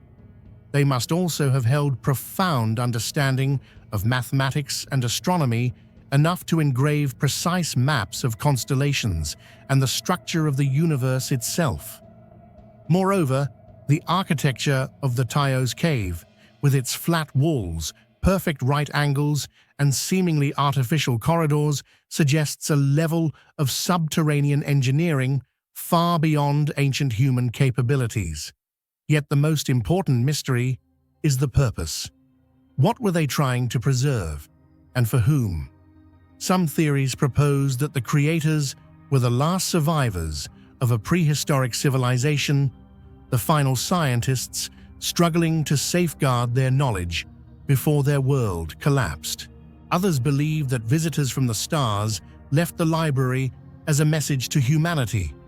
It could also be that these were our own distant ancestors, far more advanced than we imagine, whose memory was buried beneath the sands of time. Each theory challenges the very foundation of what we think we know about human history. And perhaps the true value of the metal library does not lie within the metal plates themselves, but in the deeper message they carry: the eternal human desire to preserve knowledge beyond the reach of time. Despite decades of debate, no solid evidence of the metal library has ever been verified. The 1976 expedition remains the most detailed exploration of Tayo's cave, yet even with Armstrong's involvement, nothing conclusive was found. Modern scientists dismiss the story as a myth born of misinterpretation, but others argue that the real library might still be sealed in chambers untouched by any expedition. After all, most of the Tayo's system remains unexplored. Some passages descend into uncharted depths, flooded by underground rivers or sealed by collapses. If something truly lies beneath it, may have been waiting untouched for tens of thousands of years. To this day, the Ecuadorian government strictly limits exploration of the Tayo's region. Satellite mapping has revealed strange geometries beneath the forest, hinting that the underground world may be even larger than believed. Yet no one knows what lies in the darkest chambers. The question remains: who built the metal library, and what knowledge does it contain? Was it a warning, a record, or a gift? Until the day someone uncovers the metallic pages buried under the jungle floor, the answer will remain one of the greatest enigmas of our planet. Beneath the endless sands of the Gobi Desert, where the horizon dissolves into waves of dust and wind, lies one of Asia's most haunting enigmas, Karakoto, known as the Black City. For centuries, this ghostly ruin slept beneath dunes, its once bustling streets and temples swallowed by the desert, leaving behind only fragments of stone whispers of prayer, and an unsolved mystery that continues to defy historians. Karakoto was founded in the 11th century by the Tangut Empire rulers of the mysterious Western Shia civilization. At its height, the city was a radiant beacon in the northern branch of the Silk Road, serving as a hub for merchants traveling between China, Central Asia, and the distant lands of Persia. Within its massive square walls, 360 by 400 meters wide, nearly 9 meters tall, stood temples, stupas, watchtowers, and vibrant markets where silk spices and sacred manuscripts exchanged hands. But the desert gives as much as it takes. What once was a city of prosperity eventually became a tomb of silence. The wind that once carried merchants' voices now drifts through hollow gates. The sand that buried its enemies now buried the city itself. And what makes Karakoto truly unforgettable is not only its forgotten civilization, but the mysterious death that ended it all. What do you think really happened to Karakoto? Was it the cruelty of war, the wrath of nature, or something far more mysterious, a curse buried beneath the desert itself? Share your theory. Below the sands of the Gobi still keep many secrets. In 1372, during the waning years of the Yuan dynasty, Karakoto faced an invisible doom. Chinese chronicles mention a Ming army sent to reclaim the western frontiers, but beyond that, the records grow silent. Legends, however, speak louder. They tell of a siege that lasted weeks, maybe months, led by Ming forces determined to crush the remnants of the Tangut descendants who had survived Mongol domination. The Aegean River Edzingol, the city's lifeline, flowed right beside its walls, feeding its wells and crops. Yet, in a ruthless stroke of strategy, the attackers diverted the river's course, cutting off the city's only water supply. At first, the citizens must have believed they could outlast the enemy. Karakoto had seen invasions before Mongol hordes, desert raiders, and the unforgiving storms of the Gobi. But this was different. This was a slow death one that came not by sword, but by thirst. Day by day, the wells ran dry. The city's clay jars cracked in the sun. Horses collapsed in the streets. Monks in the temples offered desperate prayers as the air thickened with the smell of decay. And as the sands began to creep over the walls, people whispered of curses and betrayal. One story says that the Tangut governor Karabator refused to surrender. When defeat became inevitable, he killed his family and took his own life to avoid capture. Another tale claims he opened the gates in the dead of night, allowing the enemy to enter only to vanish without a trace. None of these versions can be verified, but all agree on one thing: the city died in agony, surrounded by silence, swallowed by thirst. When explorers rediscovered the site centuries later, they found human remains piled near the dried riverbed, as if the citizens had crawled toward the water in their final hours. The ancient walls were scorched in places, suggesting a desperate final battle. Yet curiously, many temples remained untouched, their relics undisturbed, as though the conquerors left abruptly or something stopped them. After the fall, the Gobi took over. Over decades, storms of dust and sand buried Karakoto, completely turning it into a myth. Nomads avoided the region, calling it Haicheng the Black City, believing it was cursed. They said that those who camped within its walls heard voices chanting Buddhist sutras at night. Others swore they saw ghostly figures walking along the ramparts in the moonlight. By the 18th century, Karakoto had faded from all maps. Only in 1908 did Russian explorer Pyotr Kozlov stumble upon its ruins while following rumors of a dead city beneath the dunes. What he found shocked the world: a perfectly preserved fortress of blackened stone surrounded by sand dunes like a sea of frozen waves. Inside, Kozlov unearthed thousands of manuscripts written in the long-lost Tangut script, an extinct language no one had read for 700 years. These documents, buried inside a hidden stupa, included Buddhist texts, administrative decrees, and poetry, offering a glimpse into a civilization erased from memory. Scholars realized that Karakoto wasn't just a ruin, it was a time capsule, a preserved echo of an entire world. And yet, even with these discoveries, the heart of its mystery remains. Why did the city fall so completely? Why were the temples sealed so carefully, as if the inhabitants knew what was coming? Why do local legends say the sands themselves rejected the city's return, swallowing its towers whenever someone tried to rebuild? The tragedy of Karakoto mirrors the fall of the Tangut people themselves, a civilization that appeared suddenly in history and vanished just as suddenly. Their language, art, and architecture show influences from Chinese, Tibetan, and Central Asian traditions, yet remain distinct, suggesting an independent and advanced culture. The The Tanguts worshipped a blend of Buddhism, Taoism, and animistic beliefs, leaving behind scrolls decorated with strange deities and hybrid symbols, half human, half beast. Some archaeologists believe their decline was not merely military, but spiritual, a society that lost its balance with the desert it depended on. The sands of Gobi are merciless. A single shift in the river's path, a few years of drought, and entire civilizations can disappear. Perhaps Karakoto's fate was not sealed by an army, but by nature itself, a slow suffocation beneath its own environment. But to the people who lived and died there, it must have felt like divine punishment. Every wall still standing in Karakoto bears that weight: sunburnt stone hollow towers and gateways leading to nowhere. The air hums with a strange stillness, as if the city remembers what it lost.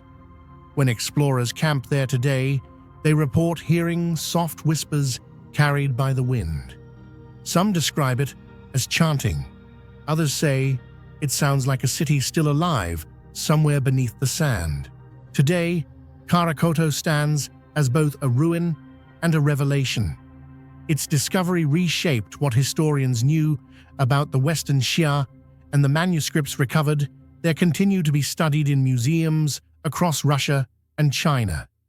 Yet for all that archaeology can tell us, its most haunting truth lies beyond science.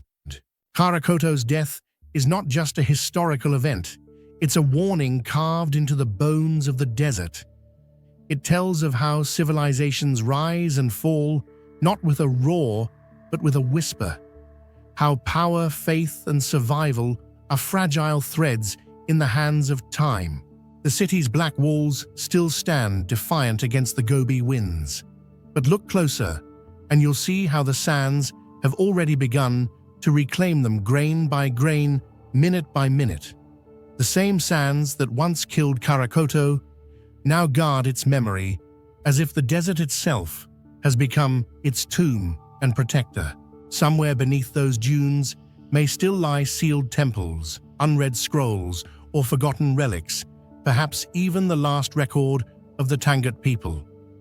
And until they are found, Karakoto remains a city between worlds, between memory and myth, between death and eternity.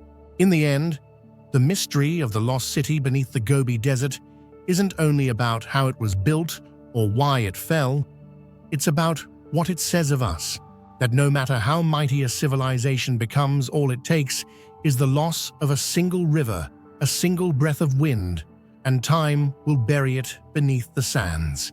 Karakoto still waits in silence under a sky of burning stars, whispering through the dunes, "Remember us.